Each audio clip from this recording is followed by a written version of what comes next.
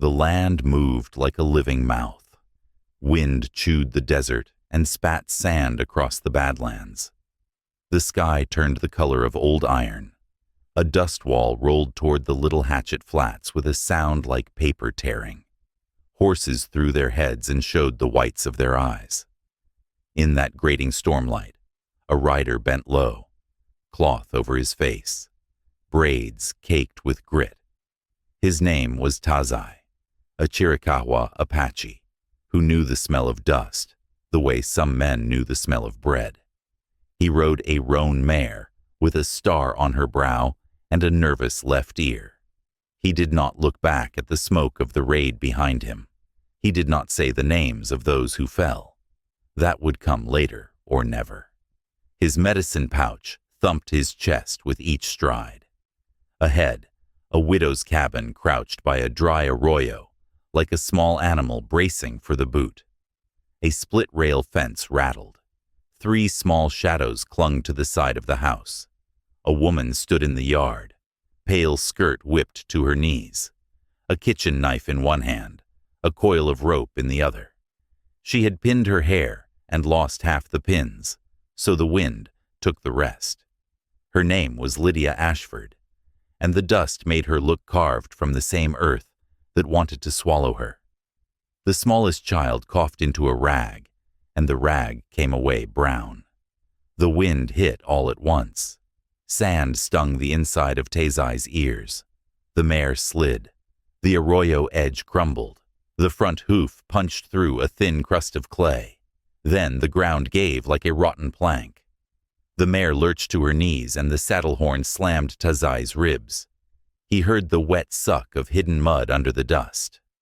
Quicksand, laid out like a trap under powder. He kicked free, grabbed the bridle, leaned, and the mare screamed the way only a horse in trouble can scream. Cliff won. The land tried to take the horse and the rider with one gulp. Lydia ran, tied the rope to a fence post and flung the coil. "Take it!" she shouted. The word ripped into the storm and came apart, but the meaning held. Tazai caught the rope, looped it around the saddle tree with the knot his uncle swore would never slip, and heaved. The children shoved on the mare's rump with all their little weight. The crust shattered, the mud burped, and then the mare climbed sideways, trembling and blind with fear. Tazai fell to one knee and held the mare's cheek with both hands, breath in his throat, telling her in a low voice that the ground was a liar and she was smarter than the ground. When the mare stood, Lydia's gaze cut past him to the flats. "You bring them here?" she asked. Not a thank you, not yet. She had the rope in both fists like she meant to use it. Tazai looked at the horizon through blowing grit. Between the torn veils of dust, a hard glint shivered. Metal, a rifle or a badge. He moved to the arroyo lip and saw it. A single hoof print, pressed deep, crisp as a stamp. A brand mark dunked in mud and set there on purpose. The hoof had a burnt window brand, the quarter circle and crossbar of Kierner's dead outfit, like a letter pressed hot into skin. Only the angles were wrong. The crossbar leaned the way no real iron would lean. Whoever set it had carved a brand face into a boot heel and staged the track. Cliff 2. Human intent had already arrived. Lydia's voice thinned. "If they think you were with the men who cut my fence last night, they'll shoot first, ask later." She drew the children to her. The oldest girl stared at Tazai's braids and at the blue-white beads that rested at the tie. She reached toward them, stopped, and hid her hand in her dress. Tazai touched his medicine pouch. Inside, a single blue bead with a rare milky stripe lay against a twist of sage. It matched the beads he wore. His aunt had told him once that the pattern was for a promise. He had broken a promise the winter before. He had left a boy to the wind because he could not carry 2. He had not said that boy's name since. He would not say it now. The wind said it for him. Cliff 3. Something about the branded hoofprint and the beads would break the story open later, when the wrong name hit the right ear. If you're watching, stay with us. Tell us where you're watching from. When we reach the burned line shack by the basalt ridge, you'll learn why Lydia never spoke her husband's real brand, and why one of these children cannot keep the name on his tongue. The day before had been quiet enough to hear mice chew seed heads under the eaves. Lydia boiled coffee that tasted like nails and told the children they could split a sugar cone if they finished chores. She was 24, and her mouth made a hard line when she counted the sacks of corn left in the bin. The smallest boy, Finch, tied string around a wooden horse and dragged it through the yard. The middle child, Orrin, watched the fence where wire had been cut and twisted back by a left-handed man. He knew it was left-handed because the twist went wrong. He did not say this out loud. He saved it like a pebble in his pocket. The oldest, Mira, stitched a tear in a dress with tiny bites of a needle and pretended not to take the biggest stitch because she liked speed better than neatness. The cabin had one wall that still smelled faintly of char, a reminder of a brush fire that came too close last spring. Lydia ran her hand over that wall each morning and called it a toll paid. If we had stopped the story there, you might think the world would leave them be. But Badlands are like creditors. They remember. And so do men who buy debt paper. Hiram Kerner held notes on a dozen farms and 5 rusted wagons in the flats between the Hatchet and the Animas. He wore a fine coat that gathered dust at the cuffs and a smile that made decent men touch their belts. His riders pushed a new brand across these parts: burnt window. If the brand marked a horse, the horse was his. If it did not, some days it still became his. He had a man who could file a brand iron to the curve he liked, and a clerk who could write the papers to match. He had a sheriff in his pocket and a posse when he needed one. He liked to set examples. He did not like to be told no by women, debt or no debt. And he held a matching grudge for any Apache who still roamed, where Kerner wished his fences to run straight to the horizon. Tazai had sworn an oath no one heard. It did not live on paper. It lived under his tongue like a thorn. 2 winters back, he had failed to save his younger brother when blue water froze hard. He had tried to carry him across an ice shelf because the soldiers rode their mounts through the willows and he could not be seen. The ice cracked like a plate. He had held his brother's wrist hard enough to leave rope marks where there was no rope, and still the river took him.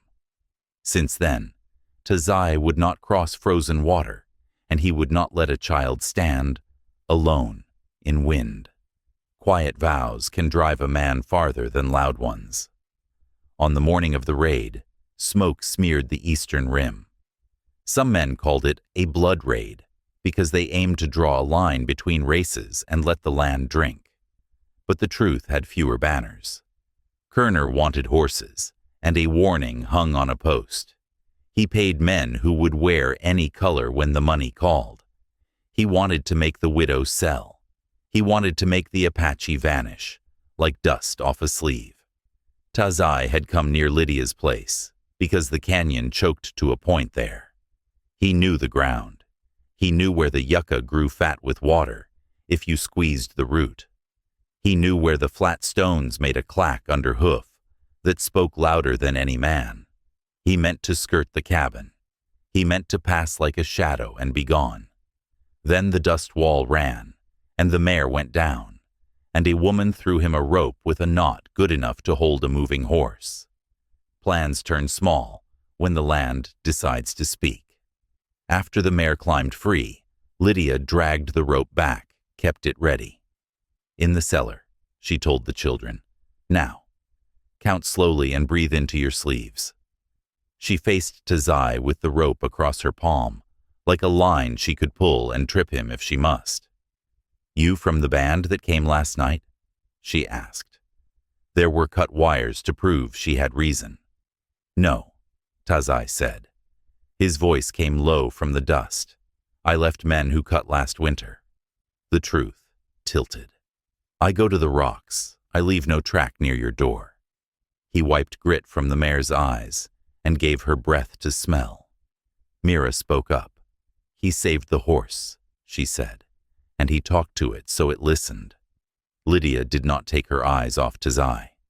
Horses listen to the ground before they listen to men, she said, but thank you for pulling. She glanced again at the flats where that metal glint had shone. You bring them here? She asked again. People bring storms without meaning to. The men who come wear a brand like that? Tazai pointed at the staged track. Lydia's face closed a little. Not like that, she said. Kerner's mark leans the other way. So someone wanted the trail to point to Kerner, or away from him, or make Lydia think one thing while it was another. The wrong angle in the track ticked in Tazai's head, like a watch without a spring cap. He found another sign, a shard of prairie glass, the neck of a bottle ground, flat along one edge, used to scrape a boot heel, smooth. When a man scrapes a heel to hide its pattern, he leaves a new pattern. Fine cross-hatching. Eastern store leather, not the rough hide most riders here could afford. He felt eyes on him. The boy, Oren, watched the way Tazai studied sign. He watched like someone would watch a hand learn to tie a trap knot. Down, Lydia said to the children. They vanished into the dark mouth of the root cellar, close and still. Lydia touched a small charm of blue beads at her throat, then tucked it under her bodice as if she had shown too much. The beads were like Tazai's. Not many women here wore that pattern, not by chance. I leave, Tazai said. Storm will hide my track. Your door will be clear. Lydia's eyes flicked to the arroyo, to the brand in the mud, to the horizon. The wind made her skirt jump, and she held the rope tighter. Or you stay, she said, surprising herself maybe. If riders come and see a woman alone, they take more than corn. If they see a man with a rifle who isn't mine, they shoot. If they see an Apache, they shoot faster. So maybe you go. Or maybe you come in and sit by the door, with the barrel resting on the sill so they can count and rethink. She swallowed. I could use a count to make them think twice. Tazai looked at the cabin, a wall of logs full of old fire scent and new starch smell, a chair with a leg mended by a wedge. A cradleboard leaned in the corner. No, not a cradleboard, but a plank with straps Lydia had made in her way to carry Finch when he was smaller. It resembled a thing he knew from his people, but it wasn't the same, and that difference warmed him to her, more than if it had matched. She had made what she needed from what she had, without pretending it was someone else's way. Respect runs both directions. The mare pressed her head into his shoulder. He stroked her and counted his breaths to 4, then to 8. He remembered a vow he did not speak. Children in a storm. A woman with rope and a knife. A brand set wrong. He could ride on and live longer, or he could plant his boots by a stranger's door and let the dust find him. He said, I won't leave children to the wind. Lydia let the rope sag an inch. Then come in, she said. I have coffee strong enough to make a mule pray, and I need a second pair of eyes. Inside, the room shrank under the storm's steady scrape. Grit hissed at the chinks. Lydia poured coffee. Tazai tasted iron and smoke, and something sweet she should not have used because sugar was dear. He set the cup down careful, like a bead on a string, and put his rifle across his knees. The stock had a small maker's mark carved near the butt by his uncle's knife, a crooked line that meant family if you had the eyes for it. Your name? Lydia asked. Tazai, he said. I'm Lydia, she said. These are my orphans, not mine by blood, mine by door. Their mother once brought me bread. Then her fever took her before the cold let go of the ground. I could not watch their hands shake when they ate, so they stayed. The papers say I'm their guardian. Kerner says papers are paper. Mira emerged from the cellar, quiet as a cat. The storm makes the dead louder, she said to no one, then slipped back down. Lydia flinched and covered the cellar lid with a rug. Kerner came last week, Lydia said. He stood where you stand. He told me a brand matters more than a man. He said my late husband ran his horses through his mark to dry it out of them. My husband did not own a horse when he died. He wore a clerk's ink more than he wore dust. Her lip drew tight. Kerner said I owe him a horse I can't pay, so he'll take what he can in kind. She made the coffee cup stop trembling by holding it with both hands and making her knuckles turn white. Tazai listened to the wind. It rose, then dropped like something pacing. He listened to the smallest noises. A mouse behind the flour sack, the mare's teeth grinding outside when she worried a bit of rope, Lydia's breath when she did not want to show fear and showed it anyway. He watched the door latch where polished iron met worn wood. A true door tells a lot about a house. This latch had been lifted gentle many times, and once in a rush that gouged wood. Old rush, not last night, but the habit of force makes grooves that stay. You said your husband did not own a horse, Tazai said. Who made Kerner think he did? Someone put his name on a ledger he never signed, Lydia said. There's a line item with Ashford in it, and a small mark beside it. The mark looks like an O, with one side burned. A clerk's brand, a symbol for a horse gone from the page to the corral. But I burned my husband's papers when he died. She shook her head. Fever takes, and then men take what fever leaves. Don't say his name, Tazai said softly without thinking. Lydia blinked. He had not meant to give that piece away, the taboo that kept him from naming the dead too soon for fear of holding them here. Wrong. He cleared his throat. Wind carries names. It brings hearing that should not be brought. She weighed him with her eyes. All right, she said. I will not say his name in this wind. A small hand pushed the cellar lid. Finch climbed out like a badger and showed Tazai a coin with a hole punched clean through it. Found it, Finch said, under the step. The coin had a tiny blue bead tied through the hole with horsehair. The bead matched the ones at Lydia's throat and the one in Tazai's pouch. He did not touch it. He did not like to take signs he had not earned. Put it back where it was, Lydia said gently. Finch obeyed. Before noon, the dust thinned. The world came back in gray shapes. A vulture cut a wide circle over the flats and held steady in an updraft. Tazai stood in the doorway, with the rifle at rest. He saw riders at last, 5 specks growing, spaced like men who have ridden together a long time, and trust the one in the middle to do the talking. A man in a fine coat, dust at the cuffs. Kerner did not ride in front. He did not need to. He touched the brim of his hat like a prayer and smiled like a man who never lost at cards because he owned the deck. Lydia stood beside Tazai, but behind the line of the door, so a man outside might count 1 figure and not 2. The children were in the cellar with a jar of water, instructed to breathe into their sleeves and count slow. Don't shoot unless they start it, Lydia whispered. I don't start storms, Tazai said. The riders pulled up at the fence. One took a long look at the brand in the arroyo mud and swore. They've been here, he said. They set you up, Silas. He pointed with his chin at the wrong-leaning mark. Silas Rudd, Kerner's foreman, chewed a toothpick. A pink scar pulled one corner of his lip. He wore Eastern leather. His heels were scraped smooth. Or she set us up to look fools, he said. He turned his horse. Afternoon, Mrs. Ashford. Fine dust for coffee, isn't it? Lydia kept her voice even. We don't open the door to company on a storm day. State your trade. Their trade is debt, Tazai murmured, too low for them to hear. Silas smiled.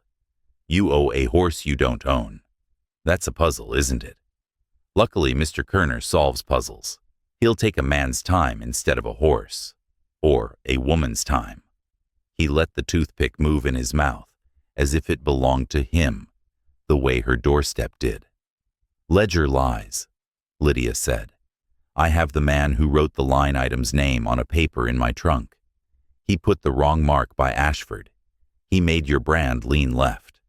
He can't hold a job long, because he drinks what he earns. The lie came smooth as a carpenter's plane. She had no such paper. Tazai did not look at her. Silas flicked his eyes. He did not like being told his brand leaned wrong. Step out and we'll take this easy. Storm rules, Lydia said. You don't name the dead. You don't open doors. You don't take children from cellars in dust. Silas's smile thinned. Children, he said, tasting the word to see if it would bite. You take in strays. That's charity. Charity is a fine thing, but it isn't a ledger item. He turned his horse so the burnt window brand on its hip looked square and true. Tell you what, send out the Apache and I'll ride off. He's a messenger from the raid south. He's got friends who like to test wire. Tazai felt Lydia's breath near his shoulder. Tell them you found me stuck, she whispered. Tell them you pulled me free so you could take the rope back and save Sugar. Tazai stepped to where the riders could see his cheek, not his full chest. He kept the rifle low, not aimed, but ready to rise a finger's width. I pulled a horse from bad ground, he said. That's all. Silas's eyes cut to the arroyo. He saw the mud lines where a body struggled. He saw the fence posts scuffed by a rope loop. He relaxed a fraction. If I were you, he said, I'd take the trail north and hurry. There's a patrol wants words with your kind near the river cut. They ain't kind words. His gaze sharpened. But be careful where you set your heel. Men read sign and think they can read the man. Sometimes the sign lies, and sometimes the man does. Corner rode forward a pace, hat tilted just so. Mrs. Ashford, he said, voice warm as baked apples. Your husband owed me a horse. He also owed me honesty. I write both debts in the same column. I'll be back when the wind stops. We'll talk when I can keep your hair out of my mouth. He smiled as if he had told a joke fit for a church picnic. Then he turned his horse, and the riders followed, and dust swallowed their outlines. Lydia let out the breath she had been holding. She closed the door and leaned her head against it. Her hair left a small dark streak where the grit rubbed off. Why warn you? She asked. Why tell you about a patrol? To move me, Tazai said. To see if I run. A man who runs carries guilt on a pole for others to grab. A man who stays is a different kind of trouble. You staying? Lydia asked. She had asked him to. Now she tested her own ask, like a tooth with a sore root. He looked at the cellar door. He looked at the bead at her throat. He looked at the wrong-leaning brand in the mud. Until the dust clears and the ground stops lying, he said. That afternoon they worked inside the rules the land allowed. Lydia taught Tazai her small tricks, how she packed flour cloth into the window chinks, how she wrapped the water jar in a wet sack and set it in the wind's path, so the air pulled heat from the clay. Tazai taught Lydia to listen for the clack of a rider's stone-tipped boot as he came up the step. Eastern leather has a different voice than home-tanned hide. Orrin watched everything, as if he might have to do it one day, without either teacher. Near evening, the dust fell like ash, then thinned to a smudge. Light returned, thin and tired. Tazai stepped out with the rifle and circled the house. He found more cross-hatched heel marks in the lee of the fence where a man had crouched to watch the door the night before. He found a torn thread of fine gray cloth on a mesquite spine. He set the thread on his palm. It looked soft enough to sleep on. He had never seen a rider wear that weave in these flats. He had seen a clerk wear it. He thought of Lydia's dead husband, his clerk's ink. He thought of a ledger line, burned and bent. He did not say the husband's name. He did not want to drag a man out of the smoke of the past. He found, too, a bead, blue with a milky stripe, half buried at the base of the fence post, where the rope had been tied. He left it where it lay. He did not touch it, because sometimes you let the land show you how it wants to be read, and sometimes you force it, and it makes you pay. When he came back to the door, Lydia had a bundle on the table. She unrolled cloth. Inside lay a small bow, with a maker's notch near the grip, and 3 arrows fletched with differing feathers, so a man could read which one flew. "Found them in a trunk," she said. "They were on the wagon when I bought the place. I thought they might be yours, or like yours.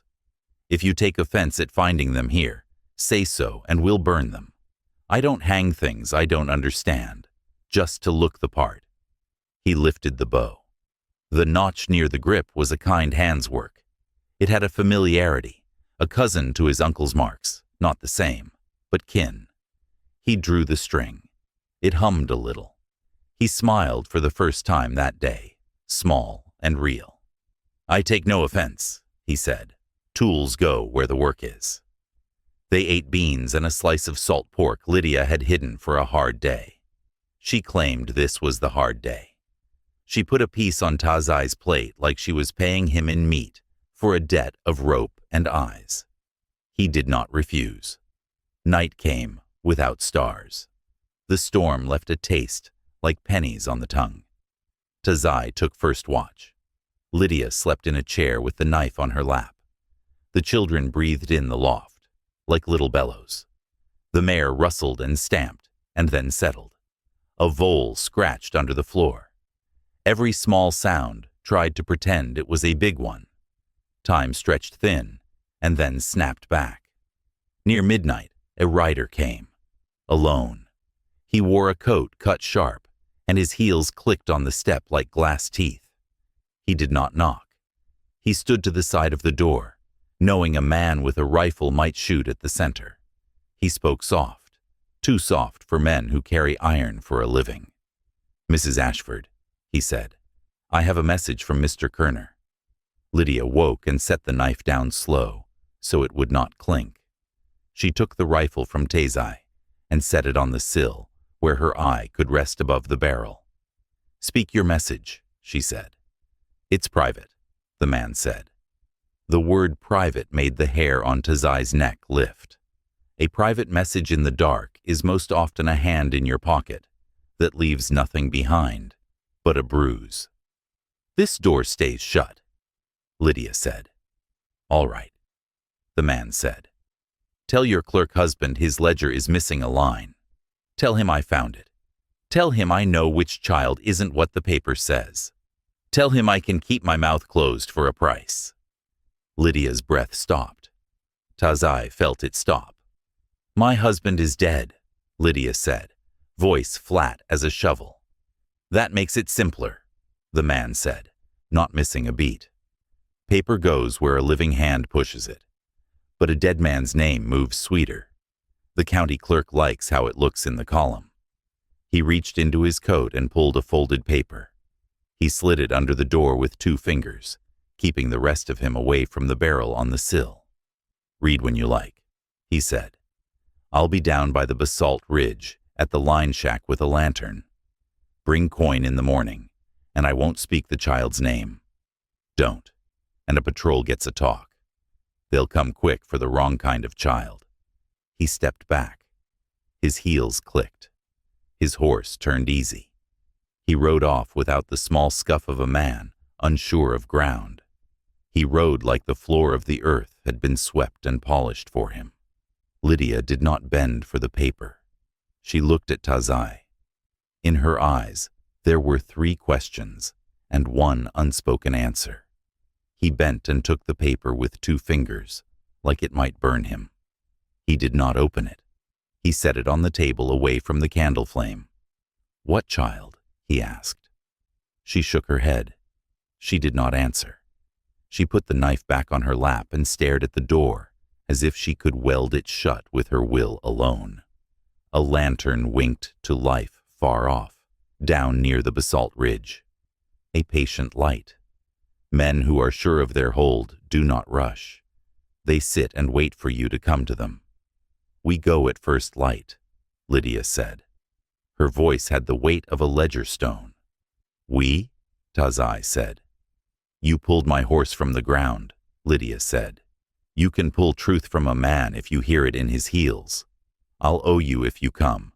I can write that debt on my own paper. I can pay it." "I don't want your coin," Tazai said. "What then?" she asked. "Not to leave children to the wind," he said again. He touched the bead at his braid. It felt cold as water in shade. They took turns at sleep until the sky went from coal to slate. The storm had shaved the world to new lines. Tracks would show clean where they were honest, and show honest where they had tried to lie.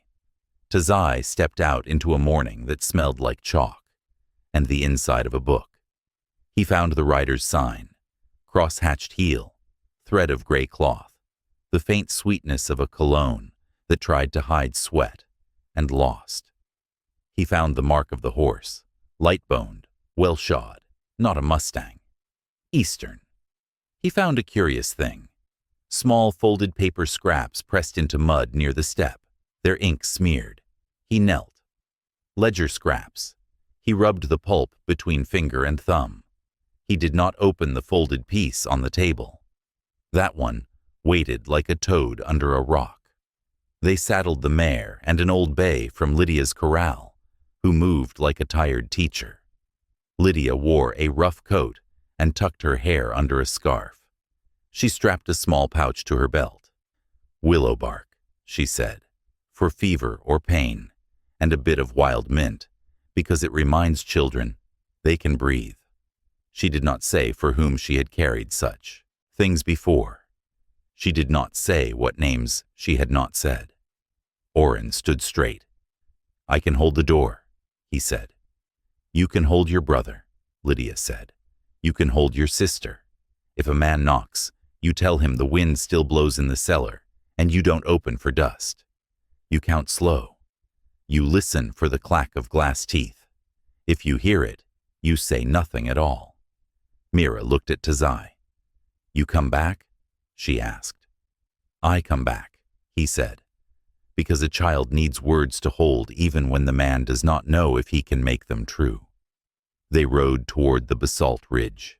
The ground there lifted and the rocks cut up like black teeth. The line shack leaned into the slope. Its roof was patched with tin that flashed in the newborn sun. A lantern still burned on a nail by the door.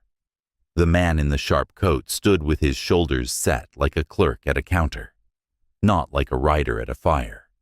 He held a folded paper and a little tin of something that might be sealing wax. He smiled when they came close. "Mrs. Ashford," he said, "you brought a friend. That complicates my fee." "Say what you have to say," Lydia replied. Her mouth was a blade. The man tapped the paper. "Your husband kept 2 ledgers," he said. "One he turned at the courthouse. One he hid. I can show you where the hidden one went into the ground. It has a line that changes everything. It shows who these children are. It shows who owns them by paper. It shows a brand changed with a line of ash." He pinched his fingers together. "I like money, but I like being needed more. Pay me, and I will be needed tomorrow too. Don't, and someone else will need me today." Tazai watched the man's heels. He watched his hands. He watched the bent crossbar in the brand in the arroyo replay itself in his head. He took a step left. The man's eyes tracked. He took a step right. The man pivoted without letting his heel drag. Eastern polish. Clerk, not rider. The gun at his hip rode too high, like a hat worn wrong. "Show me the ground," Lydia said. "Coin first," he said. Lydia reached into her coat. Tazai heard the soft chink of a few silver halves. He heard, too, the tiny sharp intake of her breath when she let them go. Paying hurts in a way that leaves no bruise for others to see. They walked to a cottonwood, whose bark held old knife dates and carved initials. The man knelt and scratched at a spot where the dust had drifted smooth. He pried up a flat stone. Below, wrapped in oilcloth, lay a small book. He lifted it like a priest lifts a wafer. He did not open it. He handed it to Lydia. She took it and did not breathe for 3 beats. She opened it. The pages smelled of tallow and cheap ink. Lines marched. Names stood straight or slumped, depending on who wrote them. Halfway through, a line had been burned with a coal and re-inked with a shaking hand. The burned line was Ashford. The new ink tried to say something else. It tried to say Asher, the name Körner used for a man who owed. The brand mark beside it leaned left. Wrong again.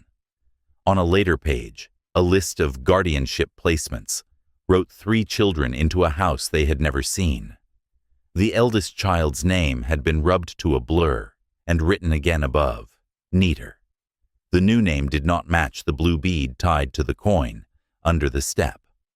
Lydia's face did not move, but something inside her set. She turned 1 page back and pressed her finger to a small notation. B.W. burnt window. Then the clerk's little flourish. Then a second hand's faint countersign, almost invisible in the margin, like someone had tried to agree with a lie without feeling the weight of the doing. Tazai recognized the second hand's tilt. He had seen a letter from a boy once with that same slant, when the boy learned to make an R. He felt the skin between his shoulders go cold. He did not say a name. He would not call a ghost. "Where did you get this?" Lydia asked, voice low. "I keep things safe," the man said. "For people who pay me to keep them, and for people who forget to. I thought you might like to see it, before Körner brings his own copy and makes you see only what he wants." "Why help me at all?" Lydia asked. "Because a man like Körner keeps his clerks small," the man said. "He calls them boy when they are 30. He makes them eat after he eats. I like to eat first." He smiled without humor. "You can call me Ro." "Ro what?" Lydia asked. "Just Ro," he said. "Names have a way of cutting both ways out here." Tazai shifted. The hair on his arms prickled. He looked toward the north where the river cut curled like a blue knife. He saw dust, not storm dust, horse dust. A patrol moved fast and close with sunlight on metal. He counted 6. He saw a familiar hat brim among them. Silas Rudd had not liked being told his brand leaned wrong. He had come to fix the angle. "Time," Tazai said. Ro looked too, quick, satisfied. "Ah," he said. "I sold the same hour twice. I should be ashamed." He did not look ashamed. "You brought them," Lydia said. "Not a question." "I brought a buyer for what I found," Ro said. "2 buyers pay better than 1. If you want this to go your way, you should run now. Take the backwash that cuts behind the ridge. It's tight, but a small mare with a clever ear can make it." "Why warn us?" Lydia said. "Because I like to be needed tomorrow," Ro said again. "Run, and you'll need me.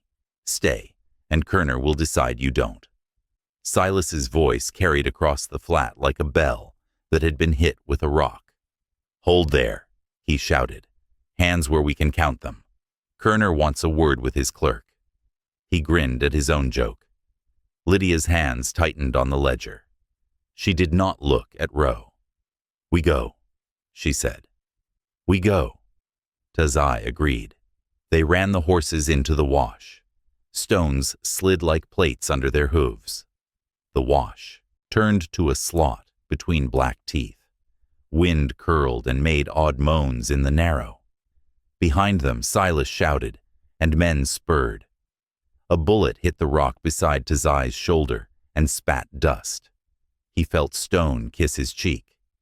He pushed the mare, and she flattened and slid, and then jumped like a deer into a wider bowl, where mesquite crouched, and the smell of water came thin, but real. They paused just long enough to let the horses blow. Lydia bent over the ledger, gasping. "If Kerner gets this," she said, "he writes our names off the page like chalk." "He won't," Tazai said. He touched the blue bead at his braid again. The cold pushed through his fingertip and into his hand. He remembered his brother's wrist, the rope marks that were hands, the ice that had opened like a mouth. He heard Mira's small voice say the dead were louder in storms. He heard Ro say a child's name could be sold like salt. Riders pushed into the slot behind them. The land narrowed to a single choice: forward into a drop they could not see, or back into guns. Lydia looked at the drop. "How deep?" she asked. "Not far," Tazai said, and then he lied to make the truth move. 2 horse lengths, sand at the bottom. The mare can take it." She stared at him. He had not breathed while saying it. He breathed now. "All right," she said. "I will hate you if you're wrong." "I will hate me first," he said. They pushed the horses. The lip crumbled and gave easy like a rotten plank, just as the arroyo had, but this time there was no wet suck. They slid, dirt screeching under iron. The bay flailed, found footing, and stood. The mare blew, then leaped the last bit like she wanted to be done with the air. They landed in soft sand. A coyote startled and yipped and ran with a stick in its mouth like it had stolen a roast and could not believe its luck. Above, Silas swore. "They dropped," he shouted. "Cut north and box them at the river." North meant cold water, even in spring. A patrol would try to push them to it. Tazai's throat closed. He saw ice where there was none. He smelled the memory of a boy's hair full of broken frost. He put his hand flat on the mare's neck. "Not water," he whispered. "Not that." Lydia heard the tremor. She did not ask. She only said, "Then we cut east. There's a cattle wallow with a skin of salt. No good for drinking. Good for losing a tail if you know where to step." "You know where to step?" he asked. "I've had to," she said. They ran. The wash unfurled and then closed again. Shadows walked with them on the rock. The ledger thumped against Lydia's ribs, the way Tazai's pouch thumped his. A vulture rode a new current above, patient. Prairie glass flashed once in the sun, a green wink. The neck of a bottle in the sand, left where men drank and leaned and said hard things. They meant only half.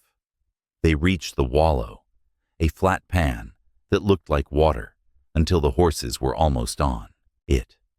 The surface was a pale skin.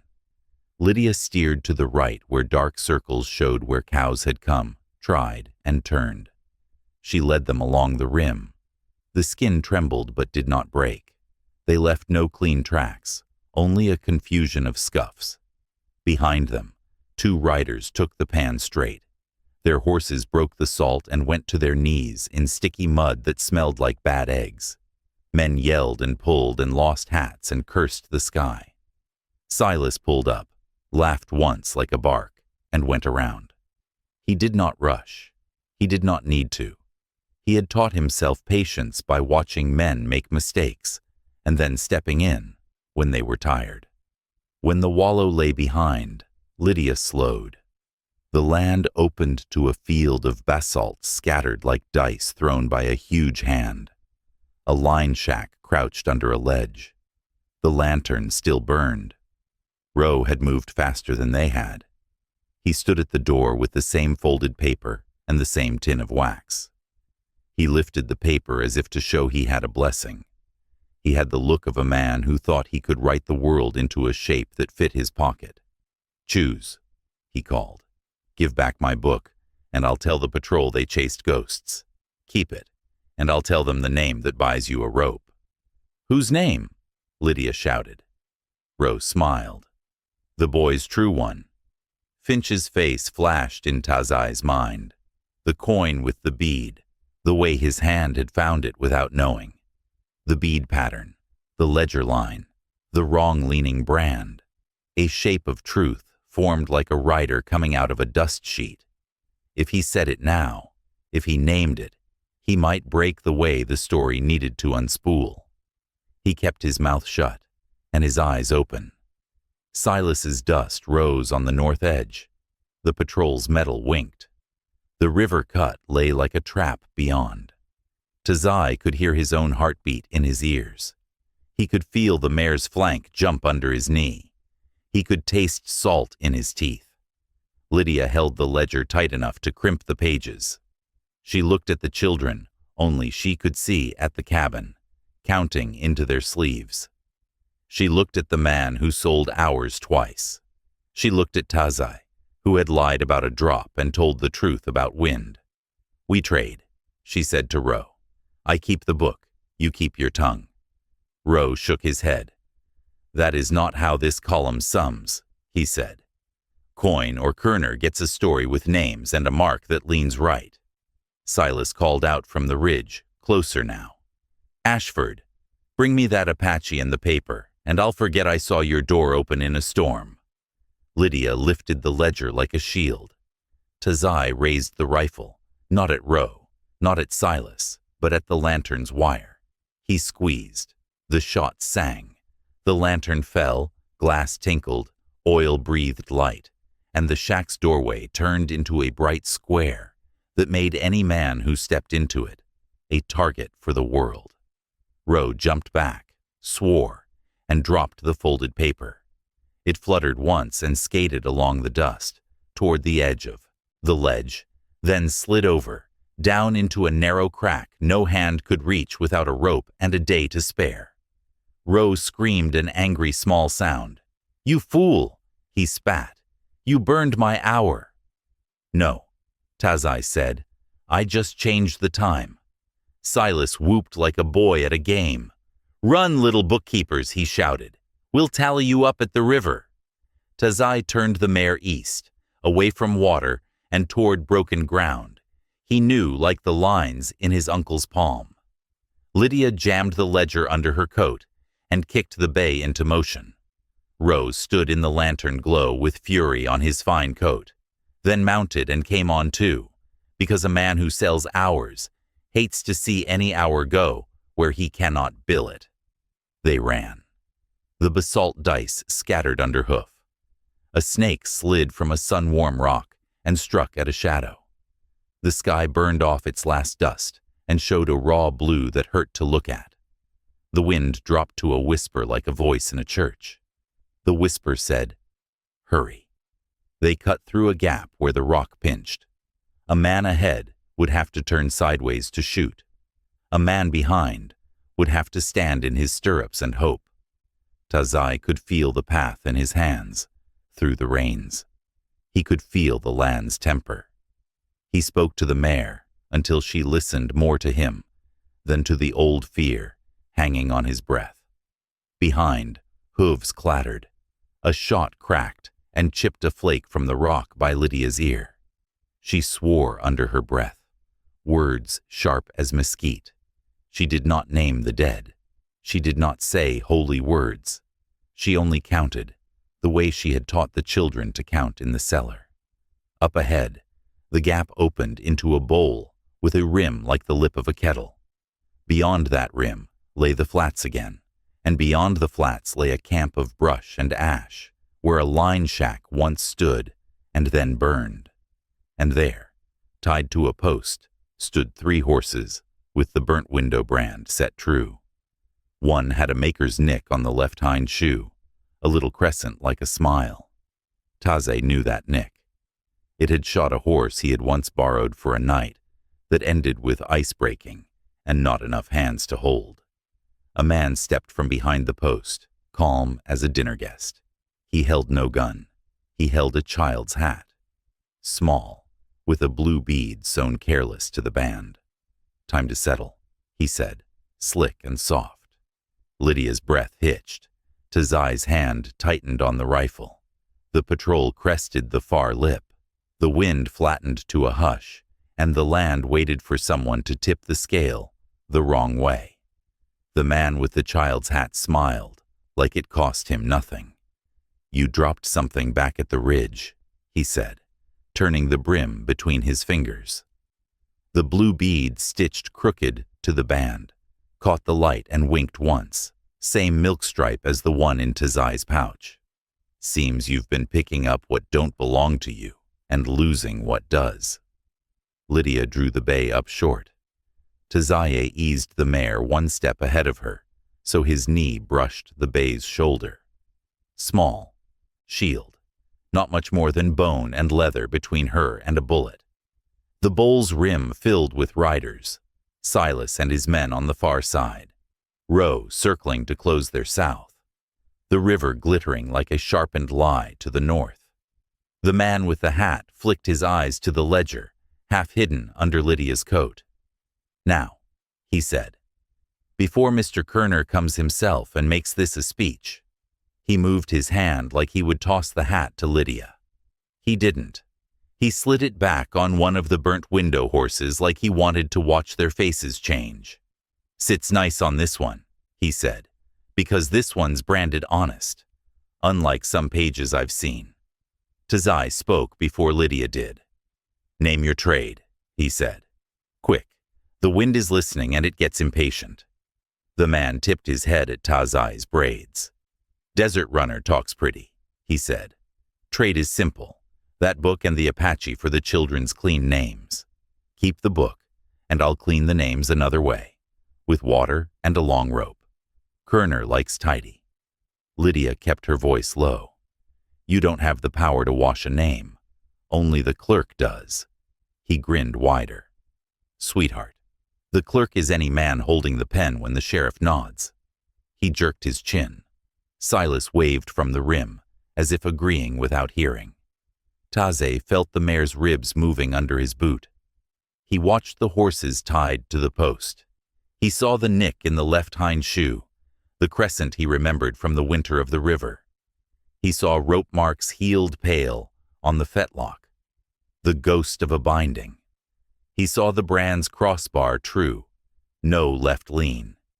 He saw a scab on the horse's hip where someone had covered part of the brand with ash and iron and then scraped it clean. A forgery fixed, or a truth forced back into shape. "Those aren't Kerner's mounts," Tazai said. "They belonged to a man who wrote with ink and breathed dust only when he had to. He chose every word like a step on a slick stone. Someone borrowed them to write lines he couldn't pay. Someone fixed the letters after the wind changed." The hat man's face flickered. Annoyance, then a thin smooth. "You guess hard," he said. "You're wrong soft." Lydia's hands tightened on the ledger. She looked from the horse to the hat, to the bead. Her eyes didn't blink. "I won't give you a man who pulled my mare from the ground," she said. "And I won't hand over the only proof that says my door is honest. You can tell Kerner I said that myself." Silas's voice floated from the rim.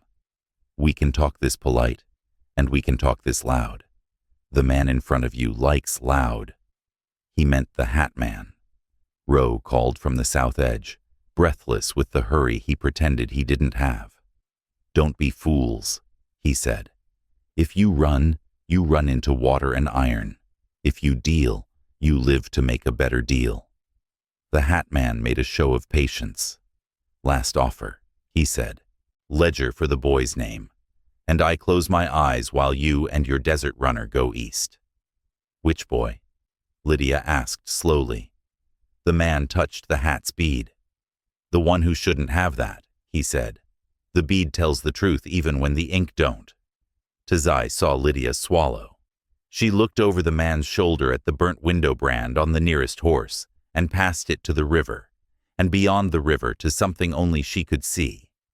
A room with a stove, a table with a white cloth, a man with ink on his fingers, lifting a coin with a hole in it, and tying a bead with horsehair. The room blinked out. The bull came back. Her voice was steady when it returned. "No," she said. The man sighed. "All right then." He reached for the pistol he wore too low, like he had practiced the move in front of a mirror and not on a horse. He didn't clear leather before Tazai's rifle cracked. The shot took a notch out of the post and burned the hat as it flew. The blue-beaded band blew from the brim and skittered into the basalt, where no one could step without cutting a foot. Silas whooped. "That's our start," he said, and the bowl lit like a forge. Bullets snapped and sang. Rocks spat chips like fingernails. Lydia slid off the bay's far side and used the animal for a wall. Tazai wheeled the mare and aimed low, legs and hands. He didn't shoot to kill unless killing was the only choice.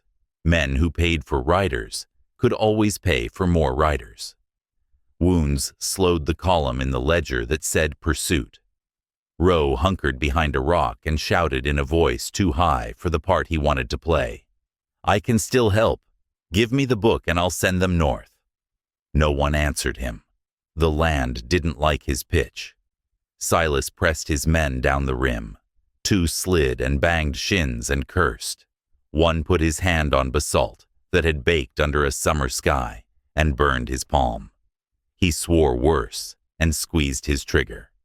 The bullet sang over Lydia's head and punched Micah from a stone like glitter at a violent parade. "Back!" Tazai shouted to Lydia. He could hear glass teeth in his ear. Eastern heels. They were closing. Lydia grabbed the bay's rein and ran him along the bull's curve. Tazai covered her, picking shots like steps. A stirrup leather, a rope coil, a man's hat brim just enough to make him duck and lose speed. Then the land leaned their way. The burnt window horse with the crescent-shod hind foot jerked at his tie, spooked by the lantern rag, still smoldering in the shack doorway. He lunged, snapped the knot, a bad knot, clerk-tied, and bolted along the inner rim. He clipped Silas's knee. Silas swore in a tone that made his men glance without being told. Tazai whistled, a soft two-note used by his uncle to bring a horse off panic's edge. The crescent-shod horse's ear twitched. For a heartbeat, he looked at Tazai like at an old memory. Then he ran. The moment broke Silas's neat line. Lydia used it. She cut through the narrowest teeth and out toward the east flats where a line of low cottonwoods wrote a sentence that meant shade and sometimes water. Tazai followed, whistling once more for the horse with the crescent shoe. The animal veered and fell in behind, not tame, but deciding the shape of running he liked better. Rowe scrambled to his saddle and came to, because wherever money might end up, Rowe's nose twitched like a coyote's. They ran hard until the bull was a dark saucer behind them. Bullets chased and fell short. The river glittered to their left, the bad taste of it in Tazai's memory more than in his mouth. Lydia pointed at the cottonwoods. "There's a seep," she called. "Not enough to drink. Enough to wet hooves and darken sand. It'll change what sign says if a man reads lazy." They dropped into shade. The air was 10 degrees kinder. Flies hummed like a rumor. Lydia slid down and shoved brush into the seep to muddy the water, so their hoof prints darkened uneven. Tazai reached for the crescent-shod horse's muzzle and let him smell his palm. The horse blew and shoved, and then stilled. Tazai slipped his fingers over the bridle they'd thrown on him with a cruel twist and eased it back a notch. He murmured low. The horse blinked wet eyes. The rope scar on his fetlock showed like frost where sun should be. "Whose was he?" Lydia asked. Tazai touched the brand's edges where ash still clung in the cracks of the scar. "Someone I owe," he said, the words small enough to fit behind his teeth. "Your brother?" Lydia asked, too plain and too kind at once. Tazai looked at the river. He could see a sheet of ice that wasn't there. He could see a hand in his hand that wasn't in his palm anymore. He let the breath come slow, so nothing shook but his lashes. "I didn't save him," he said. "You're saving someone," Lydia said, "just not the one you want back. Roe reined in, slicking a curl of hair off his forehead. "Touching," he said, "and expensive. They'll box you between Water and Kerner. You need a place they won't follow. I know one. It'll cost." "Everything you say costs," Lydia said. "Church ruin and a half-buried cellar 2 gullies east. Used to be a Jesuit way station until lightning taught it not to stand that tall. It's stone below and ash above, cold and dry. You can sit through a heat noon or a hot search and hear men ride past and say the world is empty. You want that now." Lydia's jaw worked. "You take us there. You sell the road to them right after." Roe spread his hands. "Not if what you pay makes my other buyer look cheap." "Why help at all?" Tazai asked. Roe's eyes slid to the ledger tucked flat against Lydia's ribs. "Because I like 2 of anything valuable if I can get it," he said. "Today I want the second copy. Tomorrow I might want the first. Or the name. That buys either." He checked back trail. "They're cutting down. Rudd knows this seep. He won't waste time on the water." "Show us," Lydia said, hating the words as they left. Roe put his horse in motion and never stopped talking. "Don't step where I step," he advised. "Step where the hooves step. 2 reasons.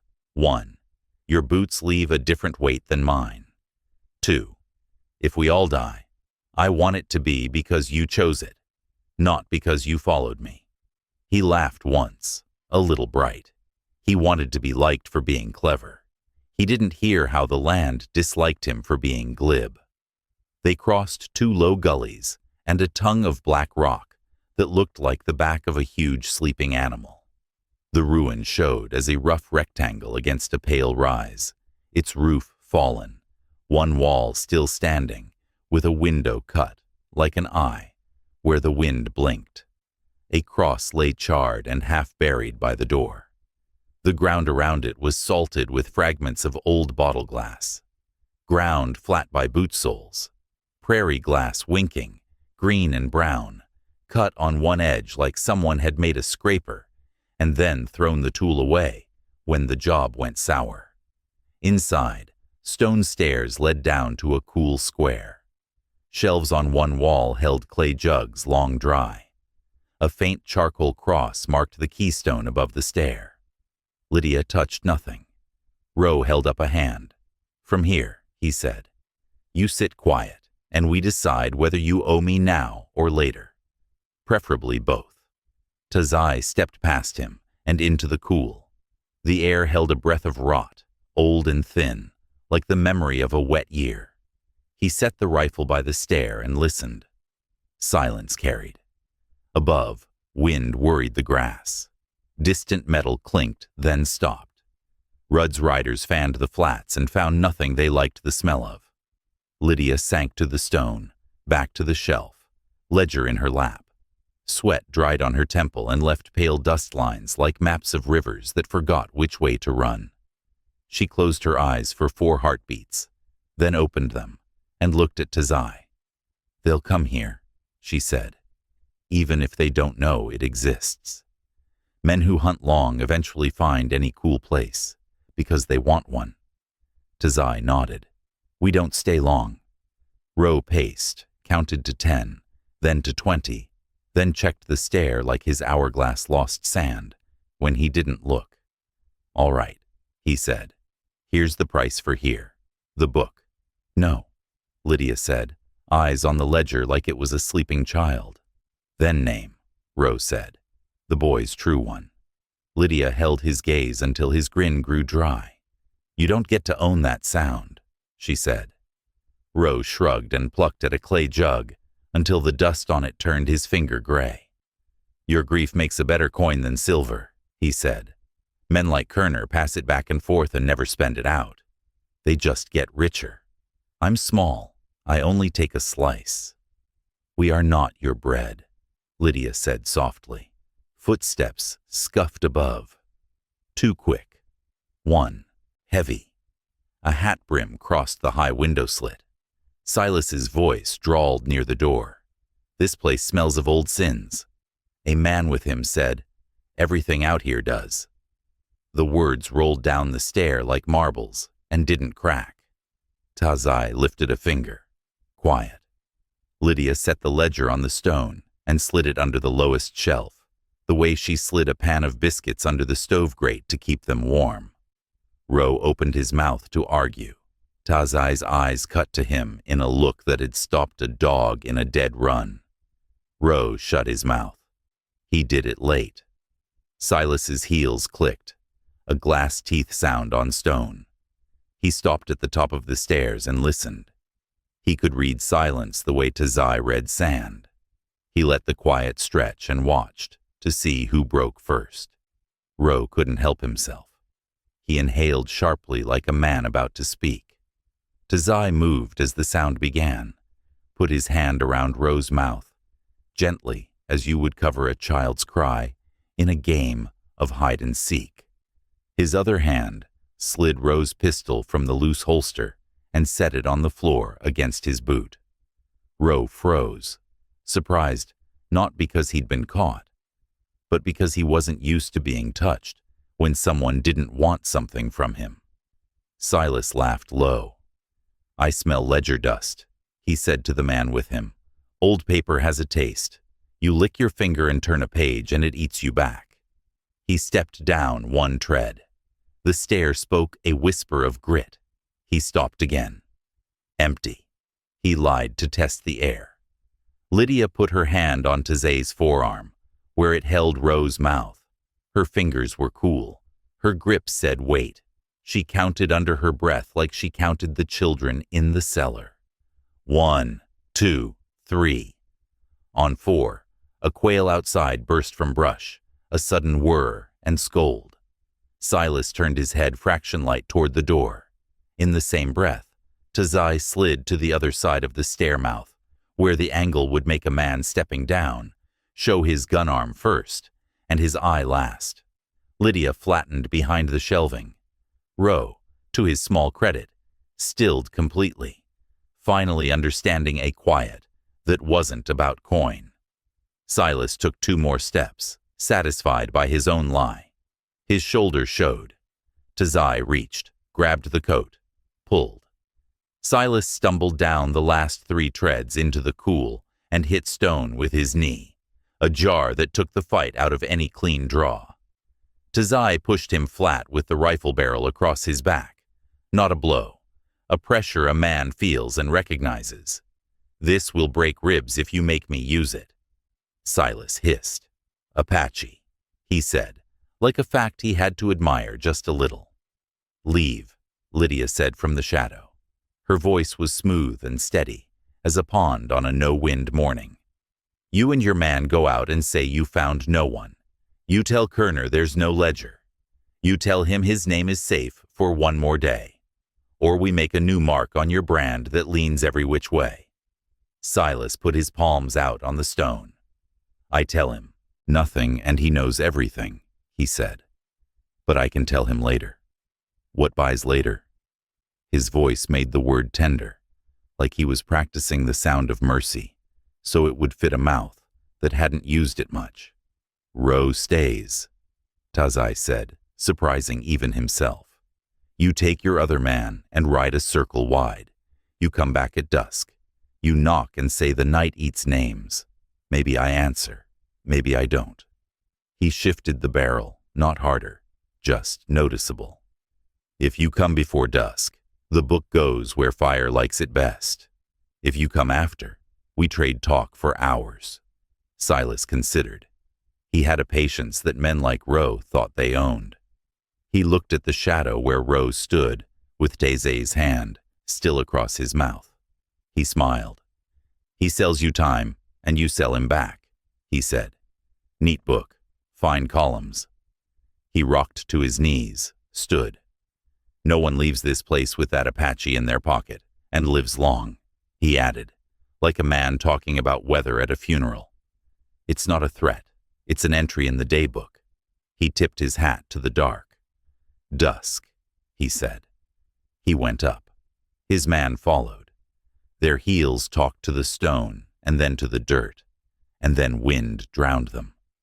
Ro let out a breath into Tazai's palm, like a boiled kettle sighing. Tazai took his hand away.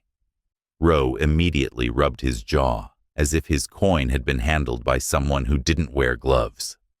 "You just sold 3 hours at a discount," Ro said, brittle. "That hurts my feelings." "No one bought yours," Lydia said. "You'll live." Ro gave her a thin look, and then reached down, too quick, for his pistol against Tazai's boot. Tazai stepped on it and looked at him. Ro's hand floated there a moment, then retreated and brushed his coat, as though that had been his aim all along. "We can't stay to dusk," Lydia said. "They'll bring the sheriff and a paper with the boy's wrong name on it, and a rope that reads like scripture." Ro shrugged. "Then pay me for another page. I know a cut under the riverbank where the water's low." "No water," Tazai said. Ro blinked. He hadn't planned for the fear that could turn a man's feet. "All right," he said warily. "Then I know a door through the basalt no one takes, because it's mean to horses.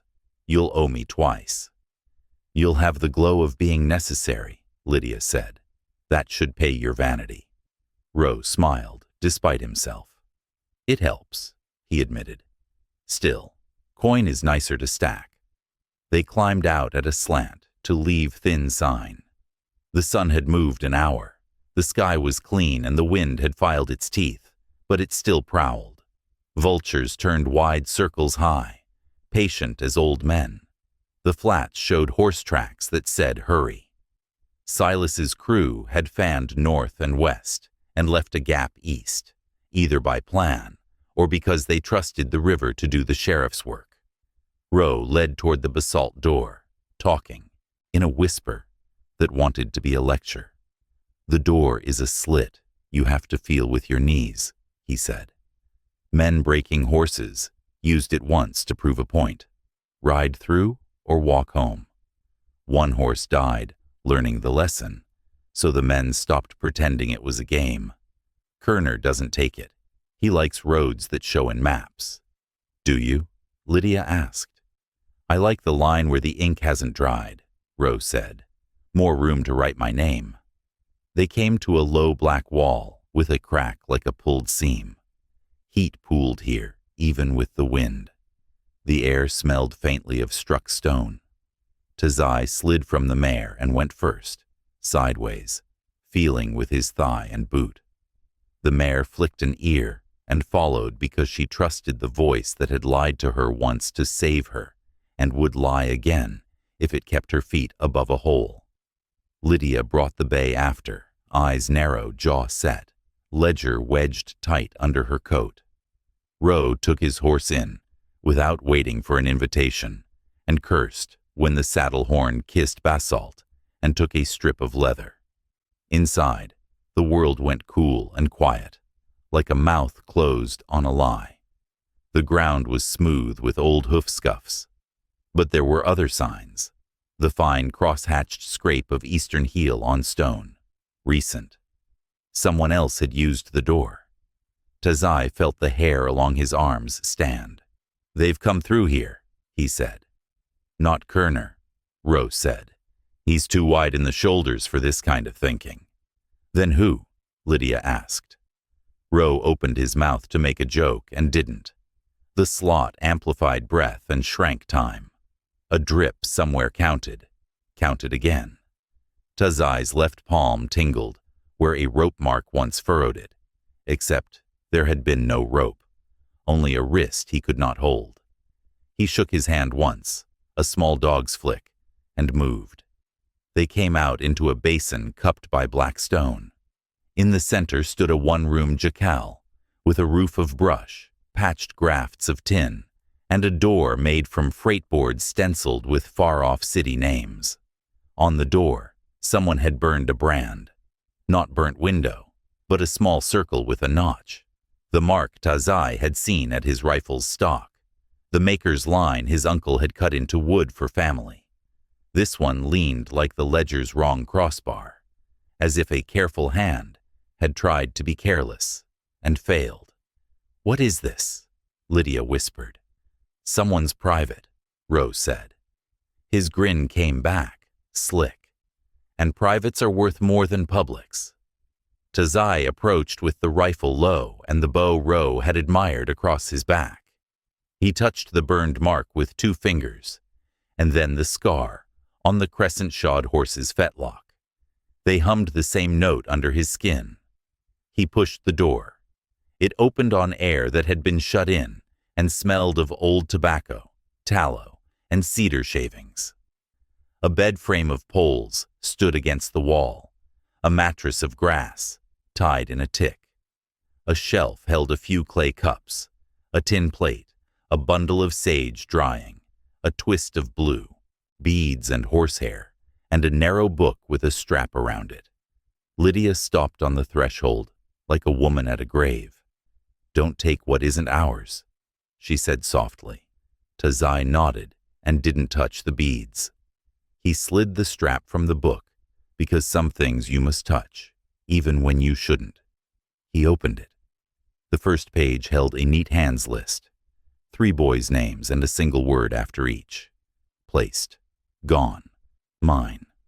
The mine had been rubbed off and written again, with a tremor. On the second page, a sketch rough but steady, a bead pattern, blue with a milky stripe, and notes in the margin about kin and debts, and who would carry a name when a father could not. The third page held a fragment, torn. If the boy can pass, he passes safer among paper. If he stays truer. Either way, I do the wrong thing for the right reason. Lydia's mouth tightened to keep sound in. "Whose hand?" she asked, voice the size of a thread. Tazai didn't answer. He turned a page. A pressed sage leaf fell and broke on the floor. In the break, a small coin winked, a coin with a hole. The bead that should have threaded it was missing. Ro exhaled like a man who'd found a full purse. "There," he said. "That, with the ledger, pays for my grandchildren." Lydia looked up and something in her face wiped the grin off Ro like a cloth. "Take one thing in this room, and I will put you in the ground under it," she said. "No heat at all, only stone." Ro moved his hands away from the shelves, like a boy told not to touch a pie. Outside, the crescent-shod horse worried the door with his nose until it thumped lightly. He wanted someone he knew to come through that frame. Tazai put the book back on the shelf and the strap back around it and stepped out. He put his forehead once briefly to the burned brand on the door and said in his own tongue, low and fast, "Sheeny." Not as a name, but as a breath. My older brother, my someone I owe. Lydia heard the shape of the word and did not ask. They had minutes before Silas's map of the land wrote this basin. Choices formed like tracks in new dust. "Refuge," Lydia said, looking around the cool shade of the jacal. "Safe for a breath, not safe for sleep. We can't keep moving and keep thinking. We make the next page clear." Tazai nodded. "Next page. The sheriff. He wants a show. Kerner wants a seal. Ro wants coin. We want names that don't break under wind." He put a hand on the crescent-shod horse. The animal leaned into him like a man leaning into a brother. Without admitting, he needs the shoulder. "We take this one. He reads like a sentence we need." Ro rocked on his heels. "And me?" "You go tell Silas dusk comes early," Lydia said. "Sell him that hour. Tell him we ran toward the river and lost nerve and circled back. Tell him we're afraid of water, and tell him he can write that into a plan. You're using me like a mirror," Ro said, almost admiring. "Hold still," Lydia said. Ro glanced at the door's brand and raised an eyebrow at Tazai. "Belongs to you?" "Belongs to a mistake I carry," Tazai said. Ro tucked his empty hands under his armpits, like a man keeping himself from spending. "If I do this and get stepped on?" "Then you'll be flatter than your ledger," Lydia said. Ro grinned, despite the threat. "Dusk," he said, and slipped back through the basalt seam, shoulders turned sideways, head ducked. His heels made soft little corrections. Eastern polish, chipped. When he was gone, Lydia let her breath out and set the ledger on the jacal table. She opened to the burned line and traced not the name, but the leaning mark beside it. "He burned Ashford to write Asher," she said. "He burned a husband's name to make a debt breed." She turned a page.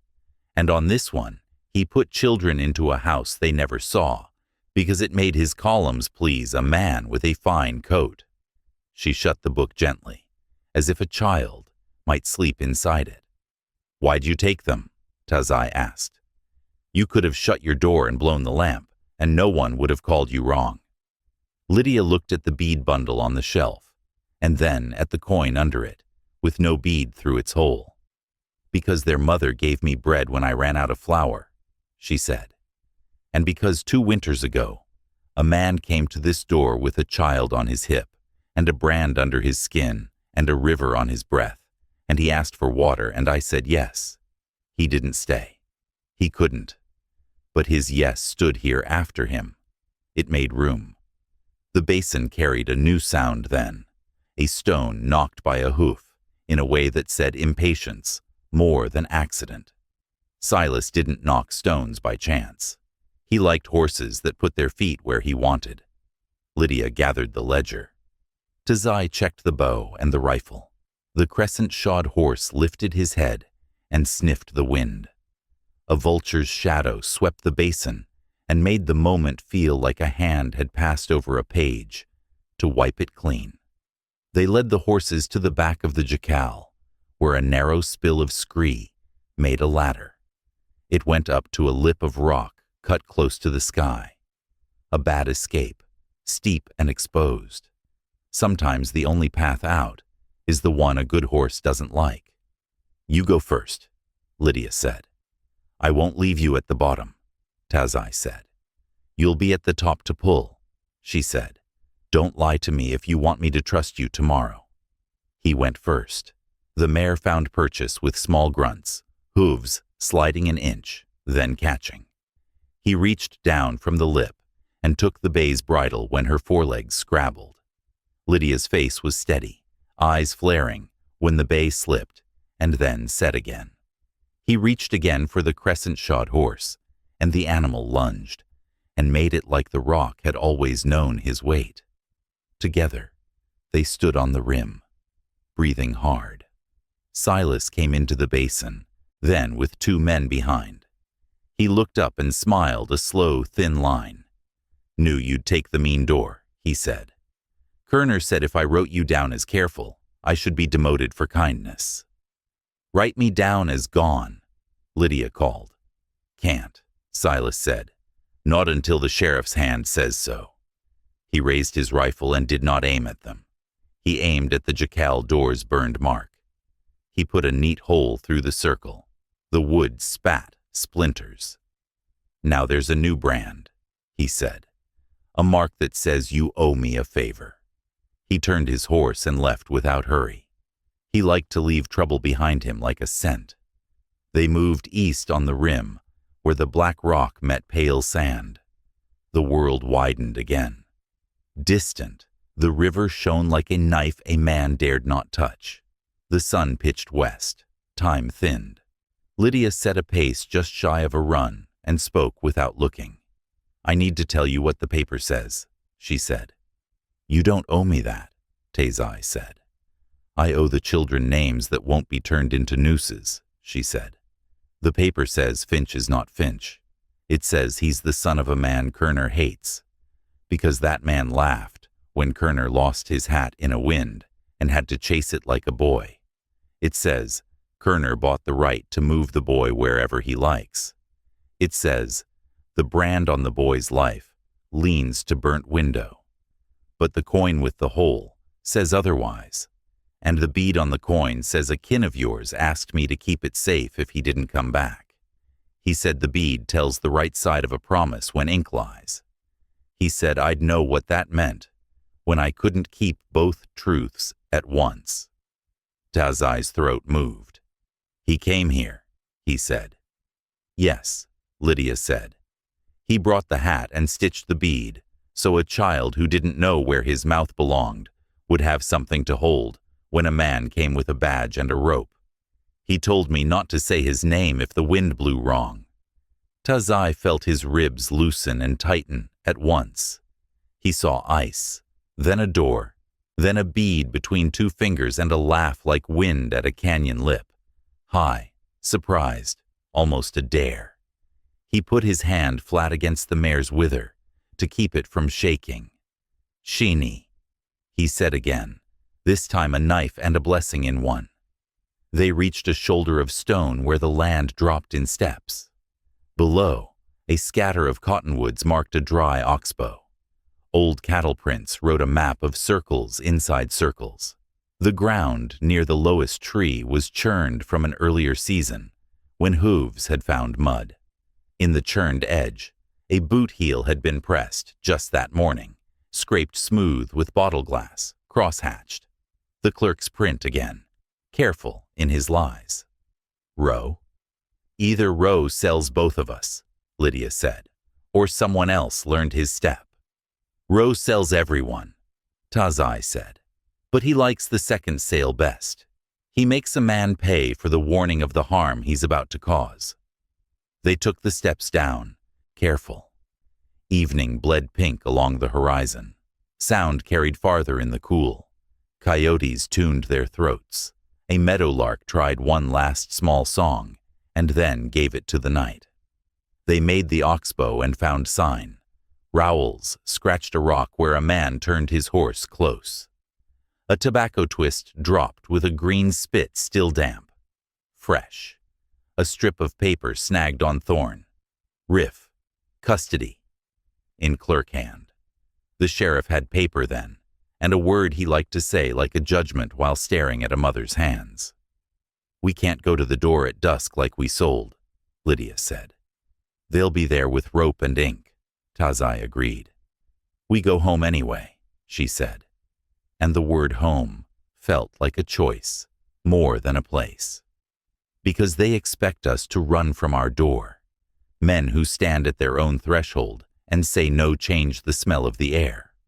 They also get shot where everyone can read the message, Tazai said. She looked at him. "Do you stand with me?" He looked at the bead on his braid. He looked at the horse whose foot wore his brother's blacksmith's crescent. He looked at the pausing sky and the vulture now perched on a fence post like a crooked note on a staff. "I stand," he said. They cut a line through mesquite that would snag a rider not watching and reached the cabin as the first star fought through dust ghosts.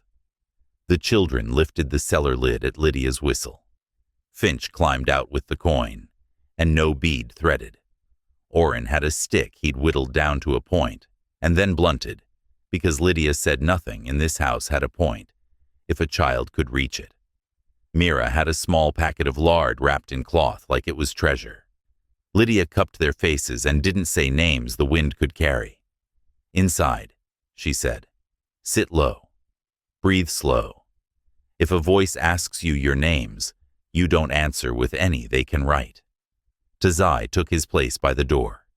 He could see the flats and the line a patrol would make if it wanted to show a town how business got done. He could see, too, a figure moving ahead of the others, hat tilted, coat fine, even in dusk. Kerner himself then, because he liked to step on the hour he bought. Roe came out of the shadow near the fence post. He had his hands up, and his smile set to poor me. "I told them you ran," he said, and then, quickly, low. "He has the sheriff and a paper with a seal you can smell. He has a witness to a name." "Who?" Lydia asked. Roe licked his lips. "The clerk who rubbed it out and wrote it again," he said. He lifted his chin toward the flats. A thin figure rode beside Kerner. Narrow shoulders, eastern heels, gray coat with small snags, a face drawn like a paperwork map. The man looked at the ground before the door more than at the door itself. "Roe," Lydia said. "Go stand by the well and drink like a man who belongs here. If you run, I will say you wrote the lies." Roe blinked, then nodded once. "I can look like Thirst, he said. He went to the well and dipped the gourd and made loud, satisfied gulps that carried like a little sermon. This place gives water. This place deserves to keep its name. Kerner drew up 10 paces from the door. The sheriff, big shoulders, tired eyes, held a folded paper. Silas sat easy, knee bandaged from the post-kiss, mouth slanted with private amusement. The clerk sat up straight like a schoolboy asked to read. "Mrs. Ashford," Kerner said in that picnic voice, "you have something that belongs in a courthouse." "I have bread that belongs in mouths," Lydia said. "Paper that hurts children belongs anywhere but here." Kerner tutted. "We all love children," he said. "That's why we keep books. Books keep the wolves from eating them." He nodded at the sheriff, and the big man unfolded the paper and read, "By the authority of—" The words moved like a wagon with a square wheel, jolting. The clerk cleared his throat, excited to be necessary. "If you'll allow, I wrote it," he said, and the sheriff, who was tired of men who loved the sound of themselves more than the law, allowed.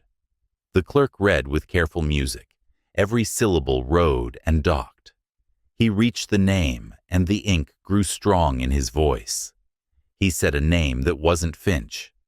The name hung over the yard like a fresh rope. Finch, inside, heard it, and made a small sound that wasn't his name either. Mira put her hand over his mouth. Orrin squeezed his shoulder so hard it would leave finger marks that would look like rope for a day, and then fade, like gentler things.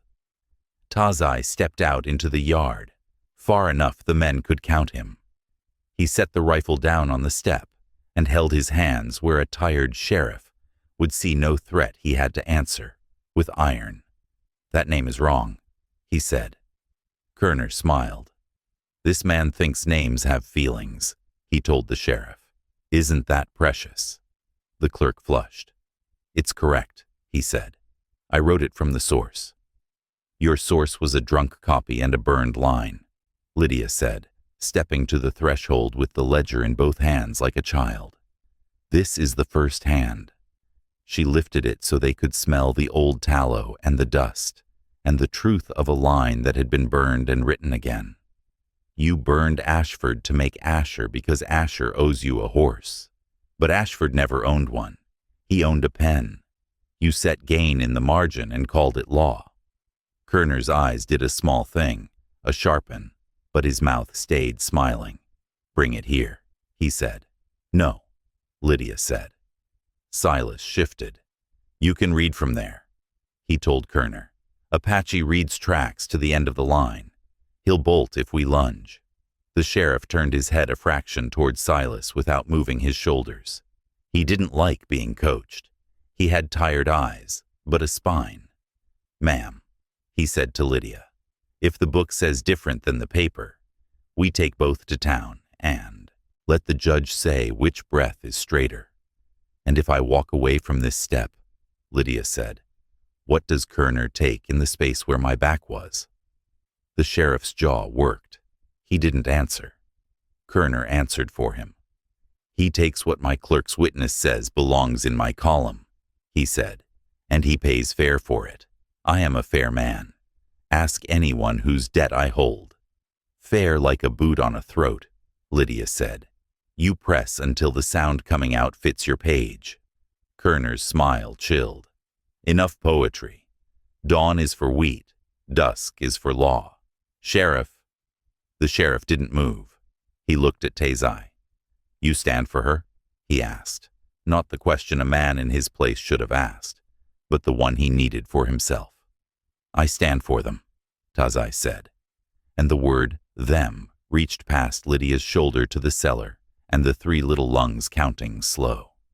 "And for a promise a bead knows how to hold, when ink does not." The clerk snorted. "Beads," he said. "Savage nonsense." Tazai didn't look at him. He looked at the sheriff. "You ever seen prairie glass used to scrape a heel clean?" he asked, easy as asking a man if he'd ever shot a mule. The sheriff blinked. "Once," he said. Back when I had a better back and worse friends. Tazai pointed with 2 fingers, no sudden move, at the clerk's boot. Cross-hatching glimmered faint on the heel, where dust had settled in the cuts. Your witness likes his shoes smooth, Tazai said. He likes his letters smoother. He scraped one, and then he wrote another and called it truth. The clerk jerked his foot back like a snake had kissed it. He began, and his voice wobbled. Silas's mouth twisted. He'd seen the heel, too.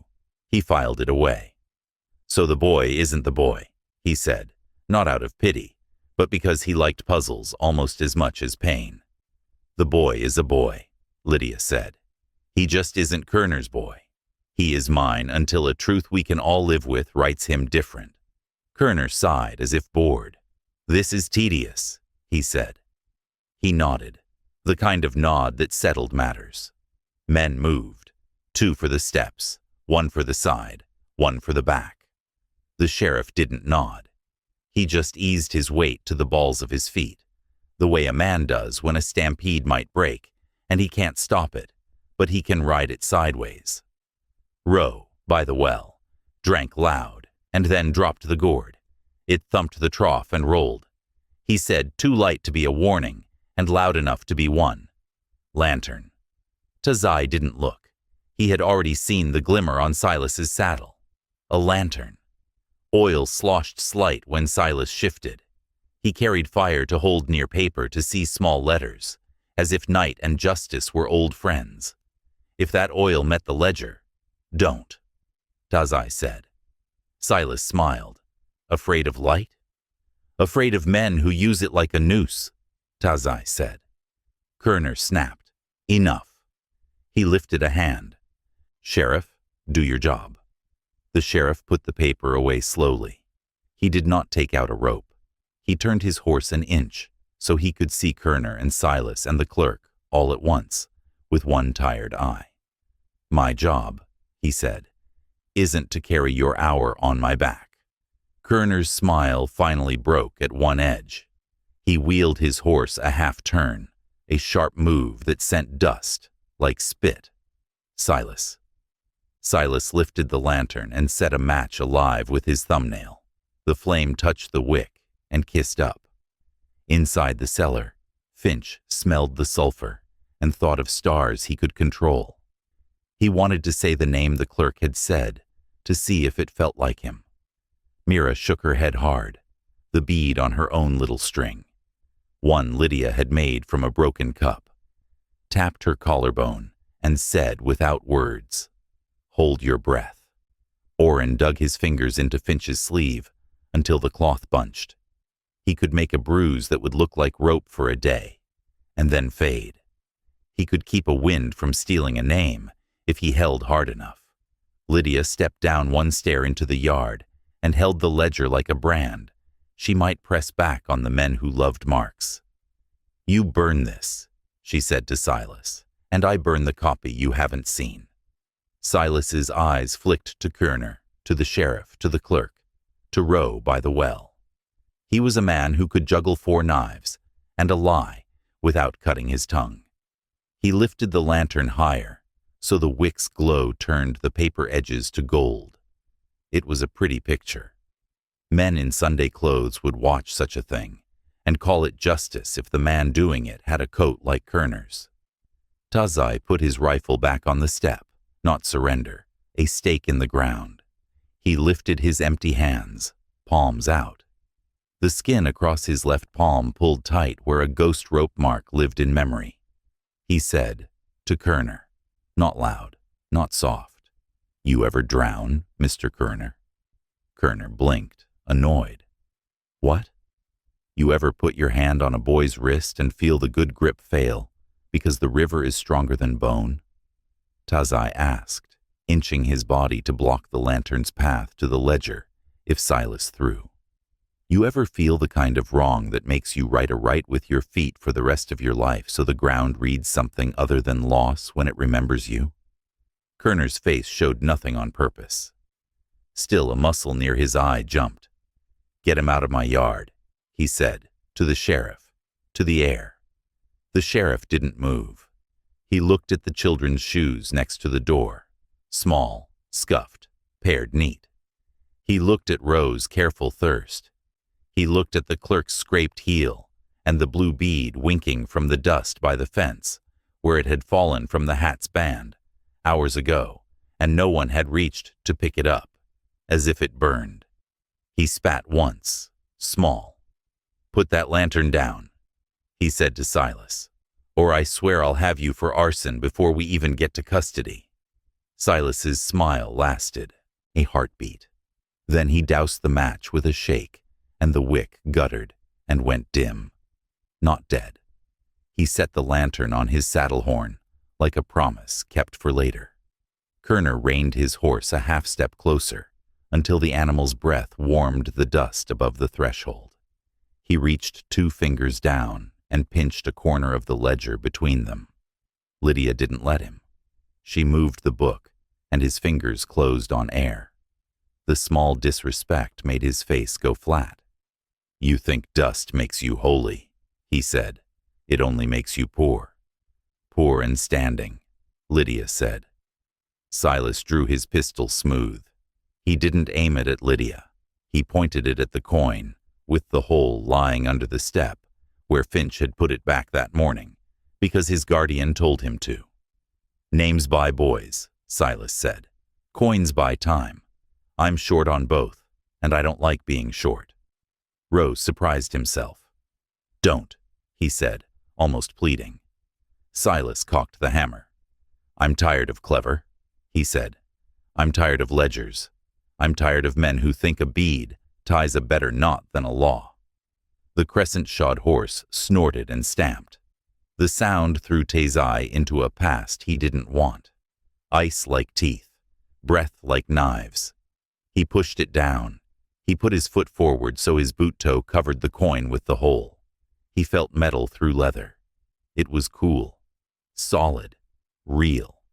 "Shoot me," he said to Silas. "But you won't read what you want on that page after I fall." Silas's finger tightened. The sheriff swore and moved, too slow for a bullet, quick for a big man.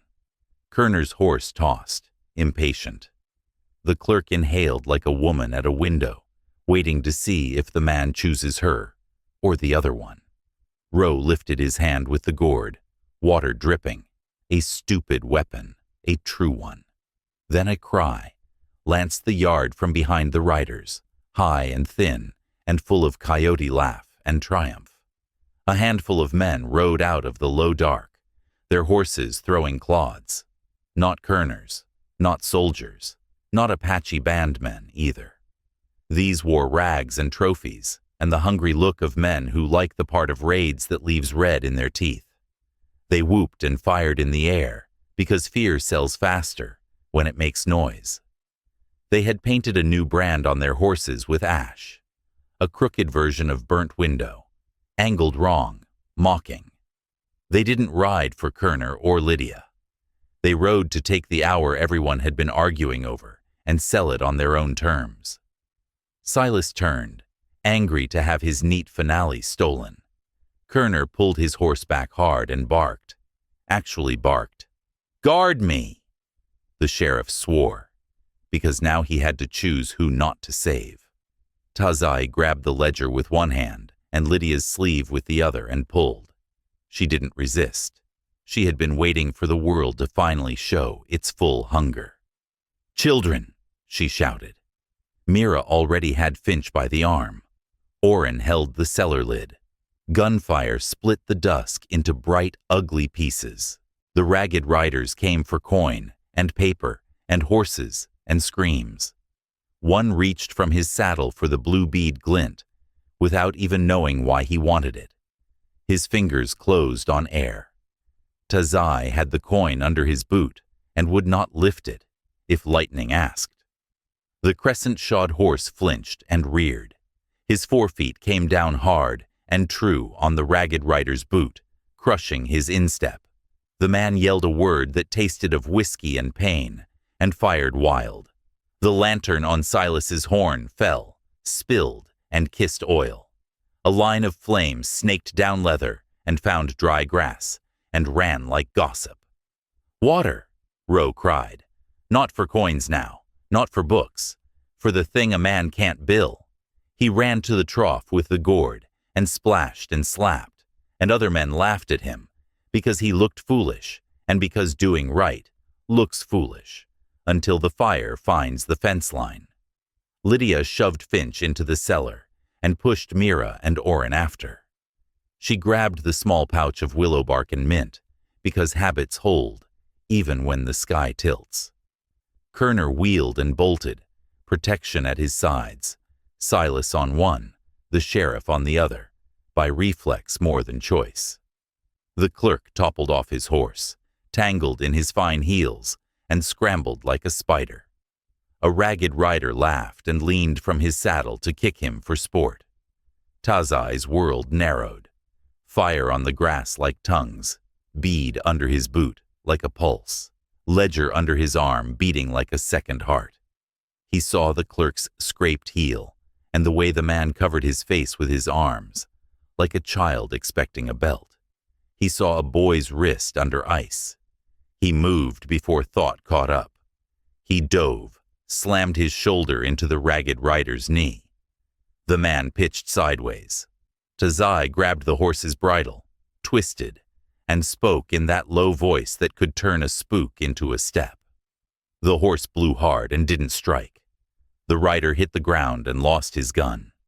He rolled, came up with a knife, saw Tazai's eyes, and changed his mind about what men were made of. He ran for another horse and something easier to bully. Silas shot a ragged rider off his saddle with a single board snap, then turned his gun toward Tazai, then toward the fire, then toward Kerner, then lowered it. The sheriff fired twice at men who'd shoot back, and didn't. He hated the shape of his job in this light, and did it anyway. Rose slipped through it all like a fish in a pour-over, ducking, darting, never underfoot, when a boot came down, always near a hand that might drop something worth picking up. He snatched the fallen hatband with the blue bead from under a hoof before it crushed. He shoved it into his coat, not because of coin, but because, against his own will, the small true color comforted him. The fire kissed the fence and climbed it, and the dry rails whooshed like paper that had been waiting its whole life to be flame. Heat pushed, smoke shoved, men coughed and swore and reloaded blind. Tazai put his heel harder, on the coin, and felt the bead's absence like a missing tooth in a smile. He bent, scooped the coin fast, shoved it into his pouch beside the bead from his uncle. Coin and bead together at last, cold and right. He shouldered the ledger under his shirt until the paper bit his skin. "Back!" Lydia shouted from the doorway, hair loose, eyes bright. "Back inside!" The bay crowded behind her, panicked and brave. The mare stood with one ear on Tazai and one on the fire, waiting to be told which threat to respect first. Silas rode between Kerner and the ragged men, pistol straight now. No jokes. He shot with a small economy that saved his life twice a month. He didn't look at Lydia's door. He didn't look at Tazai. He looked at the math. How many? How fast? How far? "Fall back," he barked to men who didn't like falling anywhere. Kerner slapped his horse and ran, dignity raked but coat still clean where it mattered. The sheriff backed his mount, firing at tiresome devils and wishing for water, and a clerk who didn't scrape his heels. The clerk crawled behind a low wall and sobbed once in relief when no one stepped on his throat. A ragged rider wheeled toward Lydia's door, grinning, knife out, fire on his cheek like war paint. Tazai met him with the bow from Lydia's trunk, arrow already on, draw smooth, elbow high. He loosed at the rider's hand. The arrow pinned the knife through palm to saddle skirt, and the man screamed a sound that stopped another fool from trying the same. He rode off, shaking his hand, spilling blood in a line that the land would read without caring. Then silence, the ugly kind. Men gone because they'd taken what they wanted, or because what they wanted had turned and showed teeth. The fire at the fence ate its way into nothing when it reached a bare line of kicked dust. The place where Lydia had raked around the posts after the spring brush fire taught her to keep a ring. Smoke thinned.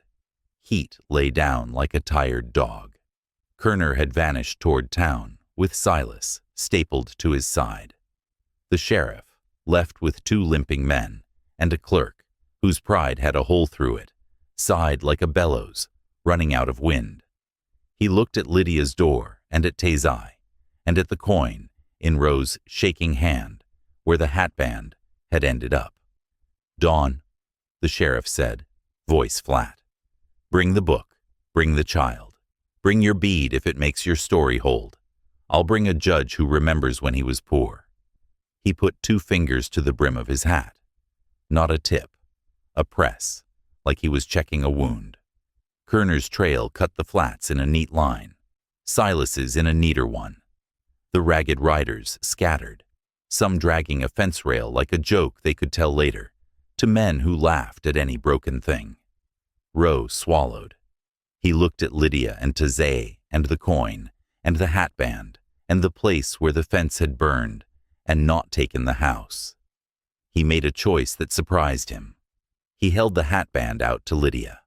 "You'll want this," he said, "for whatever story you tell." Lydia took it and didn't thank him. "You'll come to town and swear you saw the clerk scrape his heel," she said. Roe made a face like a man tasting medicine. "If the coin you owe for that story is big enough," he said out of habit, then softer. "If not, I might do it anyway. Once." Night took the yard. Stars came hard. The wind shelved its anger and went to chew on some other piece of land. Lydia opened the cellar. The children climbed out, small eyes big. Finch reached for the coin string that wasn't there and looked confused until Tazai put the coin in his hand and curled his fingers around it. "Hold that," Tazai said. "Tell it your name, the one you choose, not the one men write when you aren't looking." Finch whispered into the hole in the coin, so the word would go through and come back. He smiled, a cracked little thing that fit his face better than fear. Inside, Lydia cut bread. They ate the bread with lard and the last of the beans. No one spoke the names the wind liked to steal. Tazai set the ledger on the table and left his hand on it, like a father's hand on a sleeping child's back. Roe stood inside the door like a coat hung on a nail that didn't belong to the wall. "I will go at dawn," Lydia said. "If I don't, Kerner writes the ending and nails it to my door whether I like the smell of it or not." "I go with you," Tazai said. "You hate water," Lydia said. "There's more than one kind of river," he said. "Some run in paper. I can ford that one." Roe coughed, of course. "You'll want a clerk," he said. "One who hates the other clerk. I know 3. You know everyone who makes a mess, and everyone who cleans for a price," Lydia said. "Pick the one who cleans because he can't sleep otherwise. We'll pay him in a piece of his life back." Roe blinked. He didn't think like that, and he liked that he didn't. But he liked a little, the way it felt to try the thought on. "All right," he said softly. "I know his door." Tazai stepped outside to check the yard one last time. The vulture had settled on the fence post again, and hunched like an old grandmother who had seen too many bad suppers.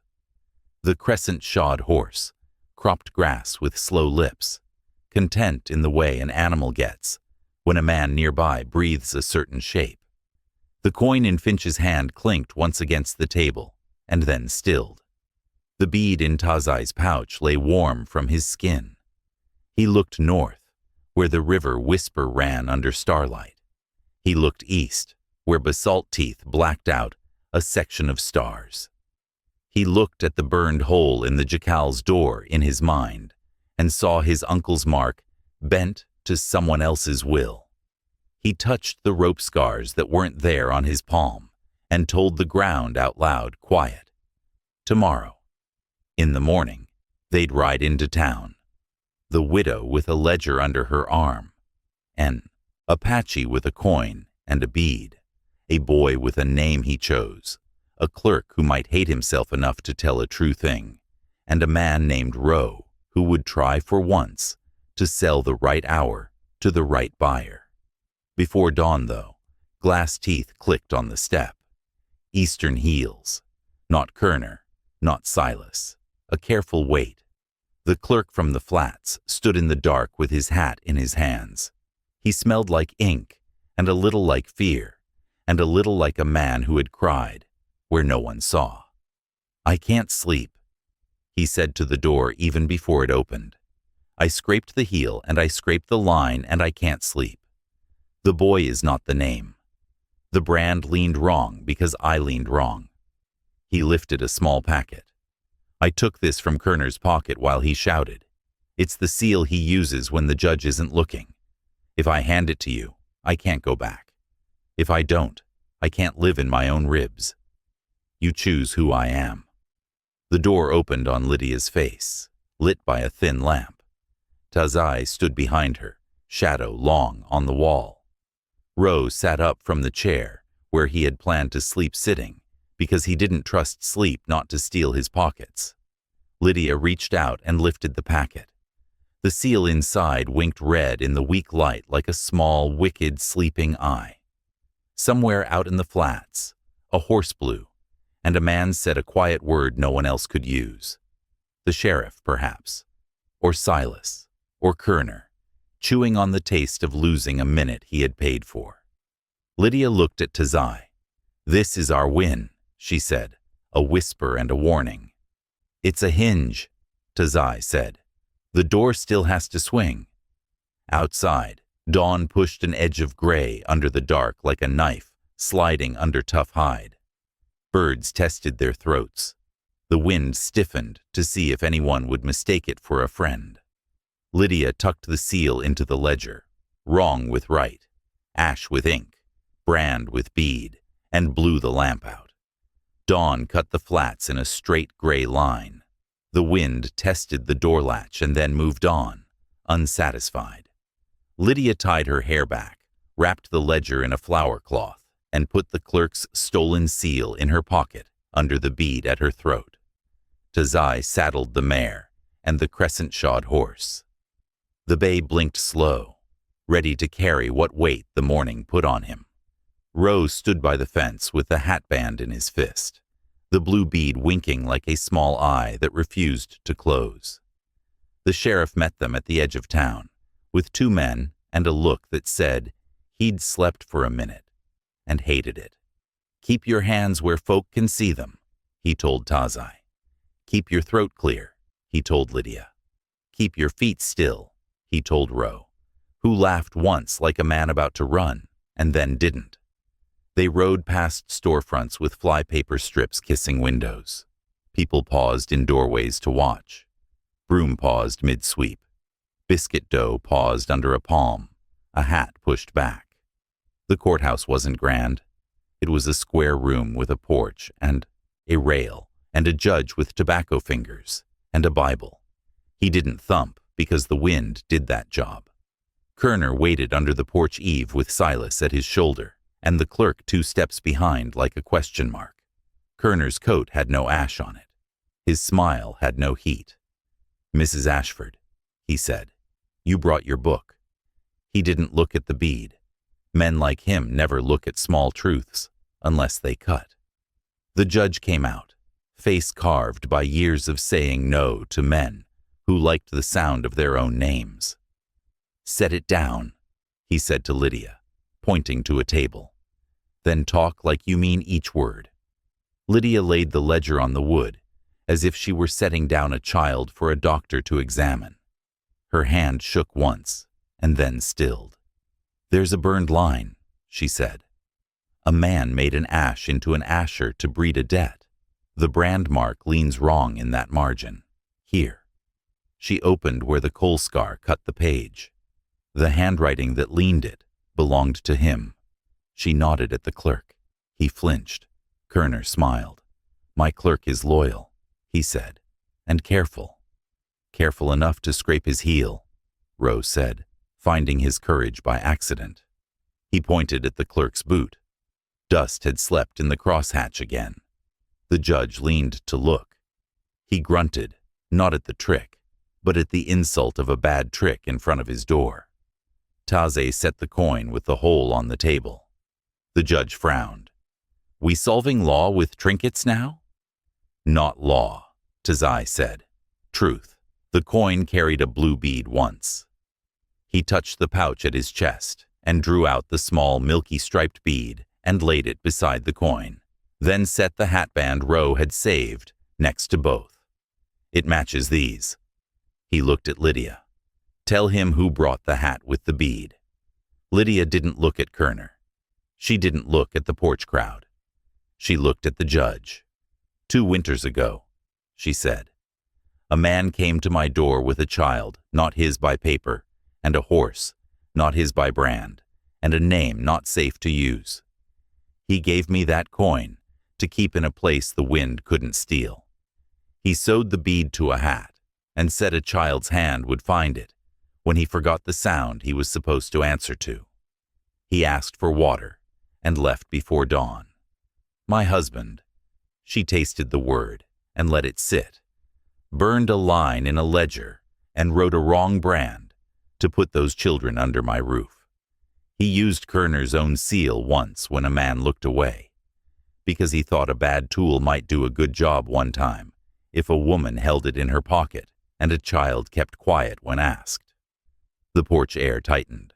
The judge turned to Kerner. Your seal? He asked, plain. Kerner laughed. Anyone can melt wax, he said. Lydia lifted the packet. The red seal blinked up at the morning, like a mean little sun. The clerk sucked air audibly. Kerner's eyes hardened at the edges, the way mud dries in a hoofprint. Stolen, he said. Ro found his moment and threw it on the table like a card. He used it when the judge wasn't looking, he said. I've seen him rubber a debt line on a paper that hadn't been read. He paid a deputy to turn his head. He paid me to carry the packet back and forth. I carried, and now I tell. I'll take my whipping later. The sheriff shifted. This man lies for coin, he said to the judge. Today he may be telling the truth because it pays better. Truth pays me asleep, Ro said, surprising himself. Try not to make me hate that. The judge spat off the porch. Clerk, he said, read me what you wrote. The clerk unfolded a copy of the custody paper. His voice shook. When he reached the name, it quavered, cracked, and broke. He looked at Finch, standing small beside Lydia's skirt. Finch held the coin now, and breathed into the hole like a flute. The clerk swallowed. I wrote the wrong name, he said. I wrote the name that kept Kerner's column even. He looked at Silas. He looked at Kerner. I scraped my heel and a page. I can't sleep with it. Kerner's jaw jumped. You little... he began. The judge raised his hand. Enough. He took the ledger, ran a thumb over the burned groove, the leaned mark, the countersign in the margin. He didn't need to understand Apache beads or Eastern boots to know when a line had been bullied. He looked at the sheriff. You bring me proof of arson on that fence, he said. You bring me a man who saw a lantern fall and an order given. We'll stack charges high enough to make a coat heavy. Silas's half-smile thinned. He shifted his weight like a fighter who liked the step before the punch. Careful, Judge, he said softly. Careful is why I'm old, the judge said. A murmur slid through the crowd like a snake through grass. Kerner's men ranged the edge of the street, thumbs hooked casual. The sheriff's men stood 2 steps inside and set their boots like posts. Dust moved in the morning light like the ghost of last night's fire, wanting to see who won. Name, the judge said to Finch. Let's stop the stupid before noon. Tell me your name, son, the one you can keep. The boy looked at Lydia, at Taze, at the coin. He lifted it to his mouth and whispered into the hole. The sound came back to his ear and made something in his face open. Tanda, he said, small but true. Tazai's breath left him like a punch and returned like water not frozen. He closed his eyes once. He said quietly, so only Lydia and the judge and the wind could hear, "My brother's boy." Kerner laughed sharp. "Savage fairy tales," he said. "A bead and a name don't own a child. Paper does. Brand does." The sheriff stepped between Kerner and Lydia. "Paper we can fix," he said. "Brand we can check." He looked at Tazai. "You said a horse tells truth when a man lies." Tazai nodded. He led the crescent-shod horse forward, turned his hip to the light. The burnt window brand was true in shape and wrong in age. The scar showed where ash had been smeared, where iron had been kissed back to straight. He ran a finger under the edge. Old hide. New scorch. "Fixed," he said. "To match a story." Silas leaned for a better look, not because he doubted, but because he liked seeing the way a trick had been done. "Somebody paid for a careful hand," he said. "Your shop?" the sheriff asked. Silas snorted. "I'd have done cleaner," he said. He didn't look at the clerk. He looked at Kerner. The judge straightened his back and made it clear he'd made up his mind.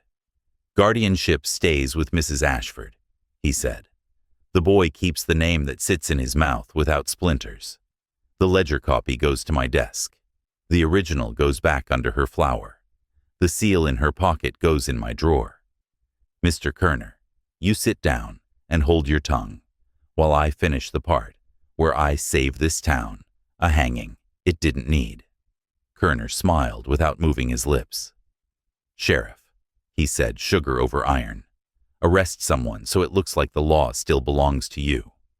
"No," the sheriff said, surprising everyone and himself. "We'll do the rest clean." He turned to Silas. "If you pull iron, you go on the hook first." Silas's eyes went flat. He could see the line he'd been walking turn to a wire. He could dance it. He could cut it. He slid his pistol back into leather in one bored motion. "Not worth the ink," he said. Kerner reached for the ledger, like a man might snatch a biscuit from a child to teach a lesson. Lydia moved to block, and he grabbed her wrist. 2 fingers, hard. A man's assertion. Tazai moved without thinking. He took Kerner's hand and turned it an inch past comfort, past pride, to a place where a man drops what he's holding to keep his bones. Kerner hissed, and for a breath you could hear the wind alone and the small click of a coin rolling an inch. Gunmetal flashed.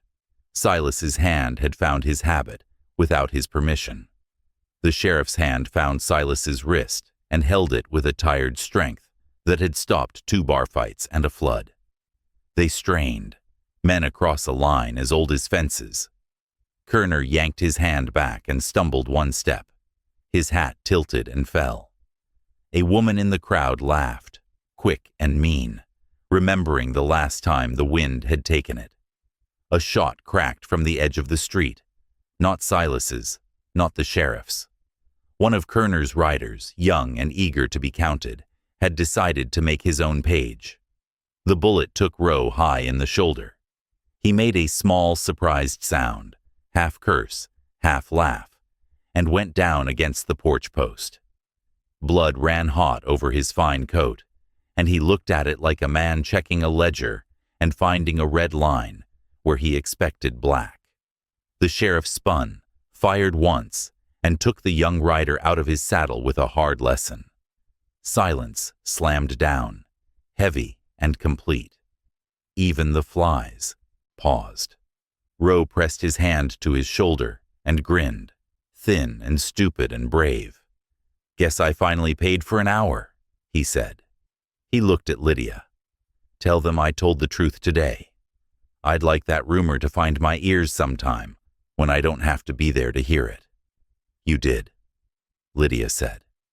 Her voice was steady and warm and very tired. The judge's face went granite.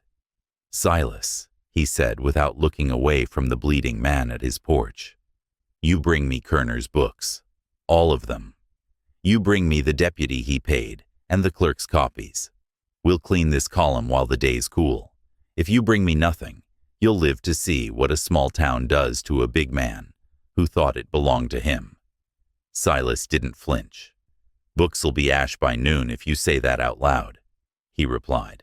"Then hurry," the judge said, "for once in your life." Silas turned his horse. He didn't look at Kerner for orders. He didn't look because he had to choose which side of a fence he'd like to sleep on when he was old. His mouth made a thin line and told nothing. Kerner gathered his hat, dusted it with a ridiculous care, and set it back. He smiled at Lydia, the way a winter smiles at a woman who has one more armload of wood than he counted on. "This isn't over," he said. "It is for today," the judge answered, "and today is the only page any man can write plain." He nodded at Lydia. "Get home, lock your door, feed your young. I'll send paper you can live with." They left town, with the sun stepping higher, Roe strapped to the bay with a strip of torn shirt, because he insisted on riding, not walking. "Looks better," he said, pale. "Men forgive what they can see." "You'll sit in my chair and bleed on my rag," Lydia said. "Then you'll sign a statement with that blood if ink runs out." "Fair," Roe said, woozy and pleased. "Never paid a widow in this currency." On the flats, heat came up like a ghost from the night fire. The wind walked behind them, calmer now, as if it had gotten what it wanted. Vultures circled once, not greedy, just nosy. The crescent-shod horse stayed near Tazai's knee, choosing his own place like he'd signed a contract a man couldn't read. At the cabin, Lydia set Roe in the chair and wrapped his shoulder with willow bark tea and clean cloth. He hissed and smiled anyway. "Tell them I didn't cry," he said to Mira, who rolled her eyes and handed him water without speaking, because some men you feed before you answer.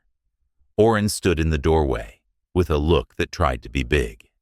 Finch, Tonda now, held the coin and the bead together in both hands and breathed through the hole like it taught his lungs a new way to work. He looked at Tazai. "Say it," he asked. Tazai crouched so they were eye to eye. "Tonda," he said. The name sat easy in his mouth and went out into the room and didn't snag on anything sharp. "Your father was my brother. He crossed the wrong water. He couldn't carry his breath and yours both. He left you a bead and a hat and a yes at this door." He swallowed. "I left him to the river because I had 2 hands and the ice had more teeth than I could count. I won't leave you." Tonda nodded like he had expected that answer all along. He tucked the coin into his shirt and patted it twice, the way a man pats a pocket with too little money and too much pride. Lydia leaned on the table with both palms flat, the ledger under her left hand, the stolen seal under her right. "My husband burned a line and broke a vow," she said. "He did wrong to buy right, and the bill came due with interest I paid. I never said his brand because I didn't want men to spit on it in town. I won't say it now. The land knows, and the page knows, and the children have bread. That's the sum." Tazai nodded. "We bury the piece of him that was wrong," he said. "We keep the piece that fed children." Roe blinked at them from the chair, smiling, washed by a pain that made jokes sweeter and truths simpler. "You people make a ledger sing," he said. "I might like to learn that tune." The sheriff rode up at last light with 2 men and a sack of papers that smelled like a fire that didn't quite happen. "Judge signed," he said, tapping the top page. "Guardianship stands. Kerner's seal is evidence. Clerk came clean in ink. Silas brought me half a book and a deputy who didn't like the taste of his own lie." He looked at Tazai. "You want to sign something that says you'll stand near, not over, these children? The town will sleep easier if the paper can spell it." Tazai looked at Lydia. She looked back, measuring whatever he didn't say. "Stand near," she said. "Eat at my table when the wind isn't biting. sleep under my roof when dust makes the Badlands forget they're only dirt. Tazai took the pen. He signed his name slow, letters steady, each stroke a small payment on an old debt. The sheriff nodded. "All right," he said. "That reads clean." Night came full. The fence stood, a little charred at one corner, a little prouder for having not burned. The mare snorted in her sleep. The crescent-shod horse dozed with his nose on the rail, one ear on Tazai, one on the wind. A coyote sang like a thin fiddle. Stars pressed close. Lydia set a cup by the door for visitors the wind might bring. It was an old thing she did when storms had names. She looked at Tazai. "You go?" she asked. He touched the bead in his pouch, then the coin, now tied with horsehair, through its hole, and looped around Tanda's neck. He looked north at the river, and didn't flinch because the water tonight was only a sound, not a mouth. "I stay near," he said. "There's a line shack with a hole in its door that wants mending, a mark to plane off. I'll fix it so the land stops reading a wrong story there." Lydia smiled, small and true. "Leave the hole," she said. "A scar tells a better warning than a straightboard." He nodded. "All right." He stepped into the yard. The wind breathed over his braids, gentler now. He spoke low in his own tongue, a word for goodbye that meant, "See you when the sun is small." He didn't say his brother's name. He didn't have to. The bead and the coin said it cleaner. At the edge of the flats, a vulture lifted, heavy and satisfied, and drifted toward the basalt teeth. The land wasn't friendly, but it wasn't hungry at this hour. It allowed men to walk if they watched where the ground lied and where it told truth. If you're still here, tell me where you're watching from. Next time we reach the lava ridge, I'll show you the mark they carved out of the doorframe and the small thing hidden behind it. What a boy tucked there, the night the river froze, and why the sheriff still taps that spot when the wind rises.